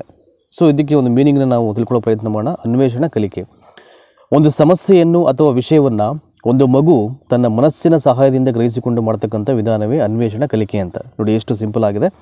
ಒಂದು ಸಮಸ್ಯೆ ಆಗಲಿ ಅಥವಾ ಯಾವುದೋ ಒಂದು ಸಬ್ಜೆಕ್ಟ್ ಆಗಲಿ, ಒಂದು ವಿಷಯ ಆಗಲಿ, ಒಂದು ಮಗು ಏನು ಮಾಡುತ್ತೆ, ತನ್ನ ಮನಸ್ಸಿನ ಸಹಾಯದಿಂದ, ಅಂದರೆ ಯಾರ ಹೆಲ್ಪನ್ನು ತಗೊಳ್ಳದೆ ತನ್ನ ಮನಸ್ಸಿನ ಸಹಾಯದಿಂದಾಗಿ ಅದು ಗ್ರಹಿಸುವಂತೆ ಮಾಡ್ತಕ್ಕಂಥ ಒಂದು ವಿಧಾನವನ್ನು ಇಲ್ಲಿ ಅನ್ವೇಷಣಾ ಕಲಿಕೆ ಅಂತ ಕರೆಯೋದು. ಅನ್ವೇಷಣೆ ಅಂದರೆ ಏನು? ಸೊ ನಮಗೆ ನಾವೇ ತಿಳ್ಕೊಳ್ಳೋದು. ಯಾವುದಾದ್ರು ಒಂದು ಸಮಸ್ಯೆನೇ, ಒಂದು ವಿಷಯವನ್ನು ನಮಗೆ ನಾವೇ ಸ್ವತಃ ಏನು ಮಾಡಬೇಕು ತಿಳ್ಕೊಳ್ಳೋ ಪ್ರಯತ್ನ ಮಾಡೋದು, ಅನ್ವೇಷಣೆ ಮಾಡಿ. ಅದನ್ನು ಇಲ್ಲಿ ಅನ್ವೇಷಣಾ ಕಲಿಕೆ ಅಂತ ಕರಿತೀವಿ, ಆಯಿತಾ. ಇಲ್ಲಿ ಯಾರ ಸಹಾಯವನ್ನು ಒಂದು ಮಗು ಇಲ್ಲಿ ಪಡ್ಕೊಳ್ಳಿಕ್ಕೆ ಅದು ಇಚ್ಛೆ ಪಡಲ್ಲ ಅಂತ. ಸೊ ನಿಮಗೆ ಅದು ಕಾನ್ಸೆಪ್ಟ್ ರೀಚ್ ಆಗಿದೆ ಅಂದ್ಕೊಂಡಿದ್ದೀನಿ. So next it is very important ಪದಸೋಪಾನ ಕಲಿಕಾ ಸಿದ್ಧಾಂತ ಅಂತ. ಪದಸೋಪಾನ ಕಲಿಕಾ ಸಿದ್ಧಾಂತ ಇದನ್ನು ಯಾರು ಪ್ರತಿಪಾದನೆ ಮಾಡ್ತಾರೆ ಅಂದರೆ ರಾಬರ್ಟ್ ಗ್ಯಾನೆ ಅಂತ. ರಾಬರ್ಟ್ ಗ್ಯಾನೆ ಅಂತಕ್ಕಂಥವರು ಪ್ರತಿಪಾದನೆ ಮಾಡ್ತಾರೆ. ನೋಡಿ ಈ ಪದಸೋಪಾನ ಕಲಿಕಾ ಸಿದ್ಧಾಂತಕ್ಕೆ ಸಂಬಂಧಪಟ್ಟಾಗೆ ಯಾವುದೇ ಒಂದು ವಿಶೇಷ ಅಂಶ ಅಂತ ಹೇಳಿದ್ದಾರೆ ಇಲ್ಲಿ. ನೋಡಿ ಇಲ್ಲಿ ಕೊಟ್ಟಿದ್ದಾರೆ, ಬಿಳಿ ಮೊಲದ ಮೇಲೆ ಪ್ರಯೋಗ ಮಾಡಿದ್ರು ಯಾರು ಅಂತ ವಿಶೇಷ ಅಂಶ. ಇಲ್ಲಿ JB ವಾಟ್ಸನ್ನು ಈ ಬಿಳಿ ಮೊಲದ ಮೇಲೆ ಪ್ರಯೋಗ ಮಾಡ್ತಾರೆ ಅಂತ, ಆಯಿತಾ. ಪದಸೋಪಾನ ಕಲಿಕಾ ಸಿದ್ಧಾಂತದಲ್ಲಿ JB ವಾಟ್ಸನ್ನು ಈ ಬಿಳಿ ಮೊಲದ ಮೇಲೆ ಪ್ರಯೋಗ ಮಾಡ್ತಾರೆ. ಸೊ ನೆಕ್ಸ್ಟು ಪ್ರಮುಖ ಪಂಥಗಳು ಅಂತ. It is very important. ಇಷ್ಟೊತ್ತು ನಾವು ಹಲವಾರು ವಿಧಾನಗಳ ಬಗ್ಗೆ ನಾವು ತಿಳ್ಕೊಂಡ್ವಿ. ಈಗ ಈ ಮನೋವಿಜ್ಞಾನದ ಕೆಲವೊಂದು ಪ್ರಮುಖ ಪಂಥಗಳಿವೆ, ಮತ್ತು ಅದನ್ನು ಯಾರು ಸಂಸ್ಥಾಪನೆ ಮಾಡಿದ್ದು, ಯಾರು ಪ್ರತಿಪಾದನೆ ಮಾಡಿದ್ದು, ಅವೆಲ್ಲವನ್ನು ಒಂದು ಕಡೆಯಿಂದ ಜಸ್ಟ್ ಸುಮ್ಮನೆ ಹಾಗೆ ಕಲೆ ಹಾಕೋ ಪ್ರಯತ್ನ ಮಾಡೋಣ ಈಗ. ನೋಡಿ ಇಲ್ಲಿದೆ, ಇಲ್ಲಿ ಪ್ರಮುಖ ಪಂಥಗಳು. ಮೊದಲನೇದು ರಚನಾತ್ಮಕ ಪಂಥ. ಈ ರಚನಾತ್ಮಕ ಪಂಥವನ್ನು ಯಾರು ಸಂಸ್ಥಾಪನೆ ಮಾಡಿದ್ದು ಅಂದರೆ ದಟ್ ಈಸ್ ವಿಲ್ ಹೆಲ್ಮ್ ಹುಂಟ್ ಅವರು. ಹಾಗೆ ಮುಂದೆ ಹೋಗೋಣ. ರಚನಾತ್ಮಕ ಪಂಥದ ಪ್ರತಿಪಾದಕರು, ಕನ್ಫ್ಯೂಸ್ ಆಗಬೇಡಿ. ರಚನಾತ್ಮಕ ಪಂಥವನ್ನು ಸಂಸ್ಥಾಪಕರು ಅಂದರೆ ಸಂಸ್ಥಾಪನೆ ಮಾಡಿದ್ದು ಯಾರಪ್ಪ ಅಂದರೆ ವಿಲ್ ಹೆಲ್ಮ್ ಹುಂಟು. ಇದೇ ಪಂಥವನ್ನು ಪ್ರತಿಪಾದನೆ ಮಾಡೋದು ಯಾರು ಅಂದರೆ ದಟ್ ಈಸ್ AB ಟಿಸ್ನರ್ ಅವರು. ಕನ್ಫ್ಯೂಸ್ ಆಗಬಾರ್ದು. ತುಂಬ ಜನ ಇದನ್ನು ಅದಕ್ಕೆ ಉತ್ತರ ಬರೀತಾರೆ, ಅದನ್ನು ಇದಕ್ಕೆ ಆಯ್ಕೆ ಮಾಡಿಬಿಡ್ತಾರೆ, ಆಯಿತಾ. ಸಂಸ್ಥಾಪಕರು ಯಾರು ಅಂದರೆ ವಿಲ್ ಹೆಲ್ಮ್ ಹುಂಟು, ಪ್ರತಿಪಾದಕರು ಯಾರು ಅಂದರೆ AB ಟಿಸ್ನರ್, ರಚನಾತ್ಮಕ ಪಂಥದ್ದು. ಸೊ ನೆಕ್ಸ್ಟು ವರ್ತನಾ ಪಂಥ. ವರ್ತನಾ ಪಂಥ ಅಷ್ಟು ಗೊತ್ತಾಗ್ಬಿಡುತ್ತೆ ನಿಮಗೆ, ಅದು 100% JB ವಾಟ್ಸನ್ ಅಂತ. ಇದನ್ನು ಪ್ರತಿಪಾದನೆ ಮಾಡಿದ್ದು JB ವಾಟ್ಸನ್ನು, ಸ್ಥಾಪನೆ ಮಾಡಿದ್ದು ಕೂಡ ಅವರೇ. ಪ್ರತಿಪಾದನೆ ಸ್ಥಾಪನೆ ಎರಡೂ ಒಂದೇ ಇದಕ್ಕೆ ವರ್ತನಾ ಪಂಥಕ್ಕೆ, ದಟ್ ಈಸ್ JB ವಾಟ್ಸನ್ನು. ನೆಕ್ಸ್ಟು ಗೆಸ್ಟಾಲ್ ಪಂಥ. ಜಸ್ಟ್ ಈಗ ನಾವು ಒಂದು 10 ನಿಮಿಷದ ಹಿಂದೆ ಇದ್ರ ಬಗ್ಗೆ ಹೇಳಿದ್ವಿ ನಾವು. ಗೆಸ್ಟಾಲ್ ಪಂಥವನ್ನು ಸ್ಥಾಪನೆ ಮಾಡಿದ್ದು ಮ್ಯಾಕ್ಸ್ ವರ್ದಿಮರು, ಆ್ಯಂಡ್ ಹಾಗೆಯೇ ಪ್ರತಿಪಾದಕರು ಕೂಡ ಅವರೇ. ನಿಮಗೆ ರಚನಾತ್ಮಕ ಪಂಥದಲ್ಲಿ ಮಾತ್ರ ಒಂದಷ್ಟು ಚೇಂಜಸ್ ಆಗುತ್ತೆ ಅಲ್ಲಿ. ಸೊ ಅಲ್ಲಿ ವಿಲ್ ಹೆಲ್ಮ್ ಉಂಟು ಅದನ್ನು ಸಂಸ್ಥಾಪನೆ ಮಾಡಿದ್ರೆ, ಪ್ರತಿಪಾದನೆ ಮಾಡೋದು ಬಂದು AB ಟಿಸ್ನರು. ಇನ್ನು ಅದನ್ನು ಬಿಟ್ಟರೆ ನಿಮಗೆ ವರ್ತನಾ ಪಂಥದ ಸಂಸ್ಥಾಪಕರು ಅವರೇ, ಪ್ರತಿಪಾದಕರು ಅವರೇ. ಯಾರು ಅಂದರೆ JB ವಾಟ್ಸನ್ನು, ಆಯಿತಾ. ಸೊ ಇನ್ನು ಗೆಸ್ಟಾಲ್ ಪಂಥಕ್ಕೆ ಬಂದರೆ ಅಲ್ಲಿ ಗೆಸ್ಟಾಲ್ ಪಂಥವನ್ನು ಸಂಸ್ಥಾಪನೆ ಮಾಡಿದ್ದು ಕೂಡ ಮ್ಯಾಕ್ಸ್ ವರ್ದಿಮರು, ಅದರ ಒಂದು ಪ್ರತಿಪಾದನೆ ಮಾಡೋದು ಕೂಡ ಮ್ಯಾಕ್ಸ್ ವರ್ದಿಮರ್ ಆಗ್ತಾರೆ ಈಗ, ಅಲ್ವಾ. ಸೊ ನೆಕ್ಸ್ಟು ಮನೋವಿಶ್ಲೇಷಣಾತ್ಮಕ ಪಂಥ. ಈಗ ಮನೋವಿಶ್ಲೇಷಣಾತ್ಮಕ ಪಂಥವನ್ನು ನೋಡೋಣ ಈಗ. ಮನೋವಿಶ್ಲೇಷಣಾತ್ಮಕ ಪಂಥದ ಒಂದು ಪ್ರತಿಪಾದಕ ಸಂಸ್ಥಾಪಕ ಯಾರಪ್ಪ ಅಂದರೆ ಅದು ಆಲ್ಮೋಸ್ಟ್ ಎಲ್ಲರೂ ಅದನ್ನು ತುಂಬ ಸಲ ಕೇಳಿರ್ತಾರೆ. ಸಿಗ್ಮಂಡ್ ಫ್ರಾಯ್ಡ್ ಅವರು ಈ ಮನೋವಿಶ್ಲೇಷಣಾ ಪಂಥದ ಪ್ರತಿಪಾದಕ ಮತ್ತು ಸಂಸ್ಥಾಪಕರವರು. ಸೊ ನೆಕ್ಸ್ಟು ಹಾಗೆ ಮುಂದೆ ಹೋಗೋಣ ಈಗ. ಮಾನವತಾ ಮನೋವಿಜ್ಞಾನ ಪಂಥ ಅಂತ. ಇವೆಲ್ಲ ನಿಮಗೆ ಒಂದೊಂದೇ ಡೈರೆಕ್ಟ್ ಕ್ವಶನ್ಸ್ ಕೇಳಿದಾಗ ನಿಮಗೆ ತುಂಬ ಯೂಸ್ ಆಗುತ್ತೆ. ಮಾನವತಾ ಮನೋವಿಜ್ಞಾನ ಪಂಥ, ಇದರ ಒಂದು ಸಂಸ್ಥಾಪಕ ಮತ್ತು ಪ್ರತಿಪಾದಕರು ಯಾರಪ್ಪ ಅಂದರೆ ದಟ್ ಈಸ್ ಅಬ್ರಹಾಂ ಮಾಸ್ಲೋ ಅಂತ. ಮನೋವಿಶ್ಲೇಷಣದ್ದು ಸಿಗ್ಮಂಡ್ ಫ್ರಾಯ್ಡು, ಮಾನವತಾ ಮನೋವಿಜ್ಞಾನದ ಸಂಸ್ಥಾಪಕ ಮತ್ತು ಪ್ರತಿಪಾದಕ ಯಾರು ಅಂದರೆ ಅಬ್ರಹಾಂ ಮಾಸ್ಲೋ ಆಗ್ತಾರೆ. ಸೊ ನೆಕ್ಸ್ಟು ಸೃಜನಶೀಲತೆ ಅಂತ ಇದೆ ಇಲ್ಲಿ. It is very important. ಇದ್ರ ಬಗ್ಗೆ ಖಂಡಿತವಾಗ್ಲೂ ಒಂದಷ್ಟು ಪ್ರಶ್ನೆಗಳು ಕೇಳಲಾಗುತ್ತೆ. ನೀವು ಹಳೆಯ ಪ್ರೀವಿಯಸ್ ಕ್ವಶನ್ ಪೇಪರ್ ರೆಫರ್ ಮಾಡಿಬಿಟ್ರೆ ಅಲ್ಲಿ ಸೃಜನಶೀಲತೆ ಬಗ್ಗೆ ಪ್ರಶ್ನೆಗಳು ಬಂದಿರ್ತವೆ. ಇವೆಲ್ಲವೂ ಕೂಡ ಭಾಳ ಸೂಕ್ಷ್ಮವಾಗಿ ಓದ್ಕೊಳ್ಳೋ ಪ್ರಯತ್ನ ಮಾಡಬೇಕಾಗುತ್ತೆ ನಾವು. ಸೊ ಸೃಜನಶೀಲತೆ ಅಂದರೆ ಏನು? ಜಗತ್ತಿಗೆ ಗೊತ್ತಿಲ್ಲದ ಅಥವಾ ಹೊಸ ವಿಷಯವನ್ನು ಉತ್ಪಾದಿಸುವ, ರೂಪಿಸುವ, ಪ್ರತಿಪಾದಿಸುವ, ಗುರುತಿಸುವ, ವೀಕ್ಷಿಸುವ ಶಕ್ತಿಯನ್ನು ಸೃಜನಶೀಲತೆ ಅಂತ ನಾವು ಕರೆಯೋದು ಅಂತ. ಅಂದರೆ ಹೊಸದಾಗಿ ನಾವು ಮಾಡ್ತಕ್ಕಂಥ ಕಲ್ಪನೆ ಅಲ್ವಾ. ನಾವೇನಾದರೂ ಹೊಸದನ್ನು ಮಾಡ್ತಕ್ಕಂಥ ಒಂದು ಕೆಲಸ ಆಗಿರ್ಬೋದು, ಒಂದು ಕಲ್ಪನೆ ಆಗಿರ್ಬೋದು, ಅದನ್ನು ನಾವು ಪರಿಚಯ ಮಾಡೋದು ಅಂತ. ಅದನ್ನು ಇಲ್ಲಿ ಸೃಜನಶೀಲತೆ ಅಂತ ಕರೆಯೋದು. ನೋಡಿ ಅದನ್ನೇ ಹೇಳಿರೋದು. ಅಂದರೆ ಅದನ್ನು ನಾವು ಕಂಡುಹಿಡಿಯೋದು, ನಾವು ಯೋಚನೆ ಮಾಡೋ ರೀತಿ ಅಂತಕ್ಕಂಥದ್ದು ಇದುವರೆಗೂ ಇಡೀ ಜಗತ್ತಲ್ಲಿ ಗೊತ್ತಿರಬಾರ್ದು. ಸೊ ಅಂಥ ಒಂದು ಸಂಗತಿಯನ್ನು ನಾವು ಅದನ್ನು ಮಾಡುವಂಥದ್ದು ಅಥವಾ ನಾವು ಗ್ರಹಿಸ್ಕೊಳ್ಳುವಂಥದ್ದು, ನಾವು ಯೋಚನೆ ಮಾಡುವಂಥದ್ದು ಅಂತ ಅದನ್ನೇ ಹೇಳಿದ್ದಾರೆ ಇಲ್ಲಿ. ಜಗತ್ತಿಗೆ ಗೊತ್ತಿಲ್ಲದ ಅಥವಾ ಒಂದು ಹೊಸ ವಿಷಯವನ್ನು ಉತ್ಪಾದಿಸುವ, ರೂಪಿಸುವ, ಪ್ರತಿಪಾದಿಸುವ, ಗುರುತಿಸ್ತಕ್ಕಂಥ ಅಥವಾ ಒಂದು ವೀಕ್ಷಣೆ ಮಾಡ್ತಕ್ಕಂಥ ಶಕ್ತಿಯನ್ನು ಸೃಜನಶೀಲತೆ ಅಂತ ಕರಿತೀವಿ ಅಂತ. ನೋಡಿ ಇದಕ್ಕೆ ಸಂಬಂಧಪಟ್ಟಾಗೆ ಇನ್ನೂ ಒಂದು ಮೀನಿಂಗ್ ಕೊಟ್ಟಿದ್ದಾರೆ ಇಲ್ಲಿ. ಭಾಳ ಈಸಿಯಾಗಿದೆ ಇದು. ಹೊಸದನ್ನು ಸೃಷ್ಟಿಸುವುದೇ ಸೃಜನಶೀಲತೆ. ಭಾಳ ಈಸಿ ಇದು. ಅಂದರೆ ನಾವೇನಾದರೂ ಹೊಸದನ್ನು ಸೃಷ್ಟಿ ಮಾಡ್ತೀವಿ ಅಂದರೆ, ಅದು ಉತ್ಪಾದಿಸ್ತೀವಿ ಅಂದರೆ ಅದು ಕೂಡ ಇದು ಸೃಜನಶೀಲತೆ ಆಗುತ್ತೆ. ನೋಡಿ ಇನ್ನೂ ಒಂದು ಮೀನಿಂಗ್ ಇದೆ, ಅಥವಾ ಅಂತ ಹೇಳಿಬಿಟ್ಟು, ಮತ್ತಾರಿಗೂ ಗೊತ್ತಿಲ್ಲದ ಅಥವಾ ಹೊಸ ವಿಷಯವನ್ನು ರೂಪಿಸುವ ಬಗೆಯನ್ನು ಸೃಜನಶೀಲತೆ. ಅಂದರೆ ನಾವು ಯಾವುದಾದ್ರು ಒಂದು ವಿಷಯವನ್ನು ಉತ್ಪಾದನೆ ಮಾಡ್ತಾಯಿದ್ದೀವಿ ಅಂದರೆ ಈಗಾಗಲೇ ಅದು ಕೂಡ ಯಾರಿಗೂ ಪರಿಚಯ ಇರಬಾರ್ದು, ಯಾರಿಗೂ ಗೊತ್ತಿರಬಾರ್ದು ಅಂಥ ಒಂದು ವಿಚಾರವನ್ನು, ಅಂಥ ಒಂದು ಬಗೆಯನ್ನು ಇಲ್ಲಿ ನಾವು ಸೃಜನಶೀಲತೆ ಅಂತ ನಾವು ಕರಿತೀವಿ ಅಂತ. ನೋಡಿ ಇಲ್ಲಿ ಸೃಜನಶೀಲತೆಯನ್ನು 2 ಹೆಸರಿಂದ ಕರೆಯಲಾಗುತ್ತೆ. ಇಲ್ಲಿ ಕೊಟ್ಟಿದ್ದಾರೆ, ರಚನಾತ್ಮಕ, ರಚನಾಶಕ್ತಿ ಅಂತ ಹೇಳ್ತಾರೆ. ಯಾವುದನ್ನು? ಸೃಜನಶೀಲತೆಯನ್ನು ರಚನಾತ್ಮಕ ಮತ್ತು ರಚನಾಶಕ್ತಿ ಅಂತಕ್ಕಂಥ ನೇಮಿಂದ ಕರೀತಾರೆ. ನೋಡಿ ಇಲ್ಲಿ ಹೇಳಿದರೆ ಮುಂದುವರೆದಂತೆ ಅದಕ್ಕೆ ಸಂಬಂಧಪಟ್ಟ ಹಾಗೆ ಸೃಜನಶೀಲತೆಯು ಕೇವಲ ಹೊಸದನ್ನು ನೀಡುವುದು ಮಾತ್ರವಾಗಿರದೆ ಹಳೆಯದನ್ನು ಮಾರ್ಪಾಡಿಸಲು ಗುಣಮಟ್ಟವನ್ನು ಹೆಚ್ಚಿಸುವುದು ಸೃಜನಶೀಲತೆಯಾಗಿರುತ್ತೆ ಅಂತ. ಸೊ ಹಳೆಯದೇನಿರುತ್ತೆ ಅದನ್ನು ಒಂದಷ್ಟು ಚೇಂಜಸ್ ಮಾಡಿ ಅದರ ವ್ಯಾಲ್ಯೂವನ್ನು ಮತ್ತಷ್ಟು ಜಾಸ್ತಿ ಮಾಡೋದು ಅಂತ, ಅದರ ಗುಣಮಟ್ಟವನ್ನು ಮತ್ತಷ್ಟು ಜಾಸ್ತಿ ಮಾಡೋ ಕೆಲಸವನ್ನು ಕೂಡ ಈ ಸೃಜನಶೀಲತೆ ಅಂತಕ್ಕಂಥದ್ದು ಮಾಡುತ್ತೆ. ನಾವು ಯಾವಾಗಲೂ ಕೇವಲ ಅದು ಹೊಸದನ್ನು ಮಾತ್ರ ಸೃಷ್ಟಿ ಮಾಡುತ್ತೆ, ಉತ್ಪಾದನೆ ಮಾಡುತ್ತೆ, ವೀಕ್ಷಣೆ ಮಾಡುತ್ತೆ ಅಂತ ಅಂದ್ಕೊಳ್ಳೋದಲ್ಲ. ಹಳೆಯದನ್ನು ಕೂಡ ಏನು ಮಾಡುತ್ತೆ, ಮಾರ್ಪಾಟು ಮಾಡಿ ಅದರ ವ್ಯಾಲ್ಯೂವನ್ನು, ಅದರ ಗುಣಮಟ್ಟವನ್ನು ಮತ್ತಷ್ಟು ಹೆಚ್ಚು ಮಾಡ್ತಕ್ಕಂಥ ಕೆಲಸ ಮಾಡೋದು ಯಾವುದಪ್ಪ ಅಂದರೆ ಇಲ್ಲಿ ಸೃಜನಶೀಲತೆ. ಸೊ ಹಾಗೆಯೇ ಮುಂದುವರೋಣ.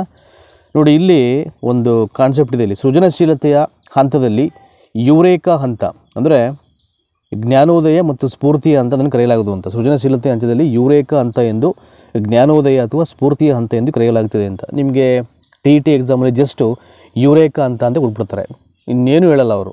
ಒಂದು ಸೃಜನಶೀಲತೆಗೆ ಸಂಬಂಧಪಟ್ಟಂಥ ಒಂದು ಪದ ಅದು ಯುರೇಕಾ ಅಂತ ಅಂತಕ್ಕಂಥದ್ದು. ಅದು ಕೊಟ್ಬಿಟ್ಟು ನಿಮಗೆ ಒಂದು 4 ಆಗಿ ಕೊಡ್ತಾರೆ. ಆಗ ನಿಮಗೆ ದಟ್ ಈಸ್ ಅದನ್ನು ಮೀನಿಂಗ್ ಬರೀಬೇಕು. ಯುರೇಕಾ ಅಂತ ಅಂದರೆ ಯಾವುದಕ್ಕೆ ಸಂಬಂಧಪಟ್ಟಿದ್ದು ಅಂದರೆ ಸೃಜನಶೀಲತೆಗೆ, ಬಟ್ ಅದಕ್ಕೆ ಮೀನಿಂಗ್ ಹೇಳಬೇಕು ಅಂದರೆ ಜ್ಞಾನೋದಯ ಅಥವಾ ಸ್ಫೂರ್ತಿ ಅಂತ ನೀವು ಬರೀಬೇಕಾಗುತ್ತೆ, ಅಂದರೆ ಆಯ್ಕೆ ಮಾಡಬೇಕಾಗುತ್ತೆ ಅಂತ. ಅದು ಆಪ್ಷನ್ಲಿದ್ದರೆ ಅದು ಆಯಿತಾ. ಹಾಗಾಗಿ that is very important.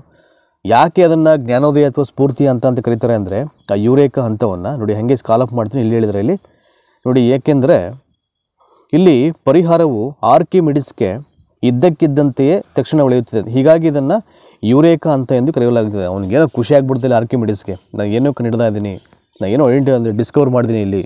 So ಯಾವುದಕ್ಕೂ ಇದು ಏನಾಗ್ತಿದೆ ನನಗೆ, ಇದು ದಟ್ ಈಸ್ ಪರಿಹಾರವಾಗಿ ಇದು ಹೊರಹೊಮ್ತಾ ಇದೆ. ಹಾಗಾಗಿ ಅವನಿಗೆ ಅದನ್ನು ಯುರೇಕಾ ಅಂತ ಅಥವಾ ಜ್ಞಾನೋದಯ ಅಂತ ಹೇಳೋದು. ಆರ್ಕಿಮಿಡಿಸ್ಗೆ ಏನು at the same time suddenly flaws ಆಗುತ್ತೆ, ಅವನಿಗೆ ಒಂದು ತಕ್ಷಣ ಉಳಿಯುತ್ತೆ, ಅದನ್ನು ಇಲ್ಲಿ ಯುರೇಕಾ ಅಂತ ಕರೆಯೋದಿಲ್ಲ ಆಯಿತಾ. ಸೊ ನೆಕ್ಸ್ಟು ಸೃಜನಶೀಲತೆಯನ್ನು ಅಭಿವೃದ್ಧಿಗೊಳಿಸುವ ಕ್ರಮಗಳು, ಮೆದುಳು ಕಾರ್ಯಪಟುಗೊಳಿಸುವ ತಂತ್ರ ಅಂತ. It is very important. ಇದನ್ನು ಕೇಳ್ತಾರೆ.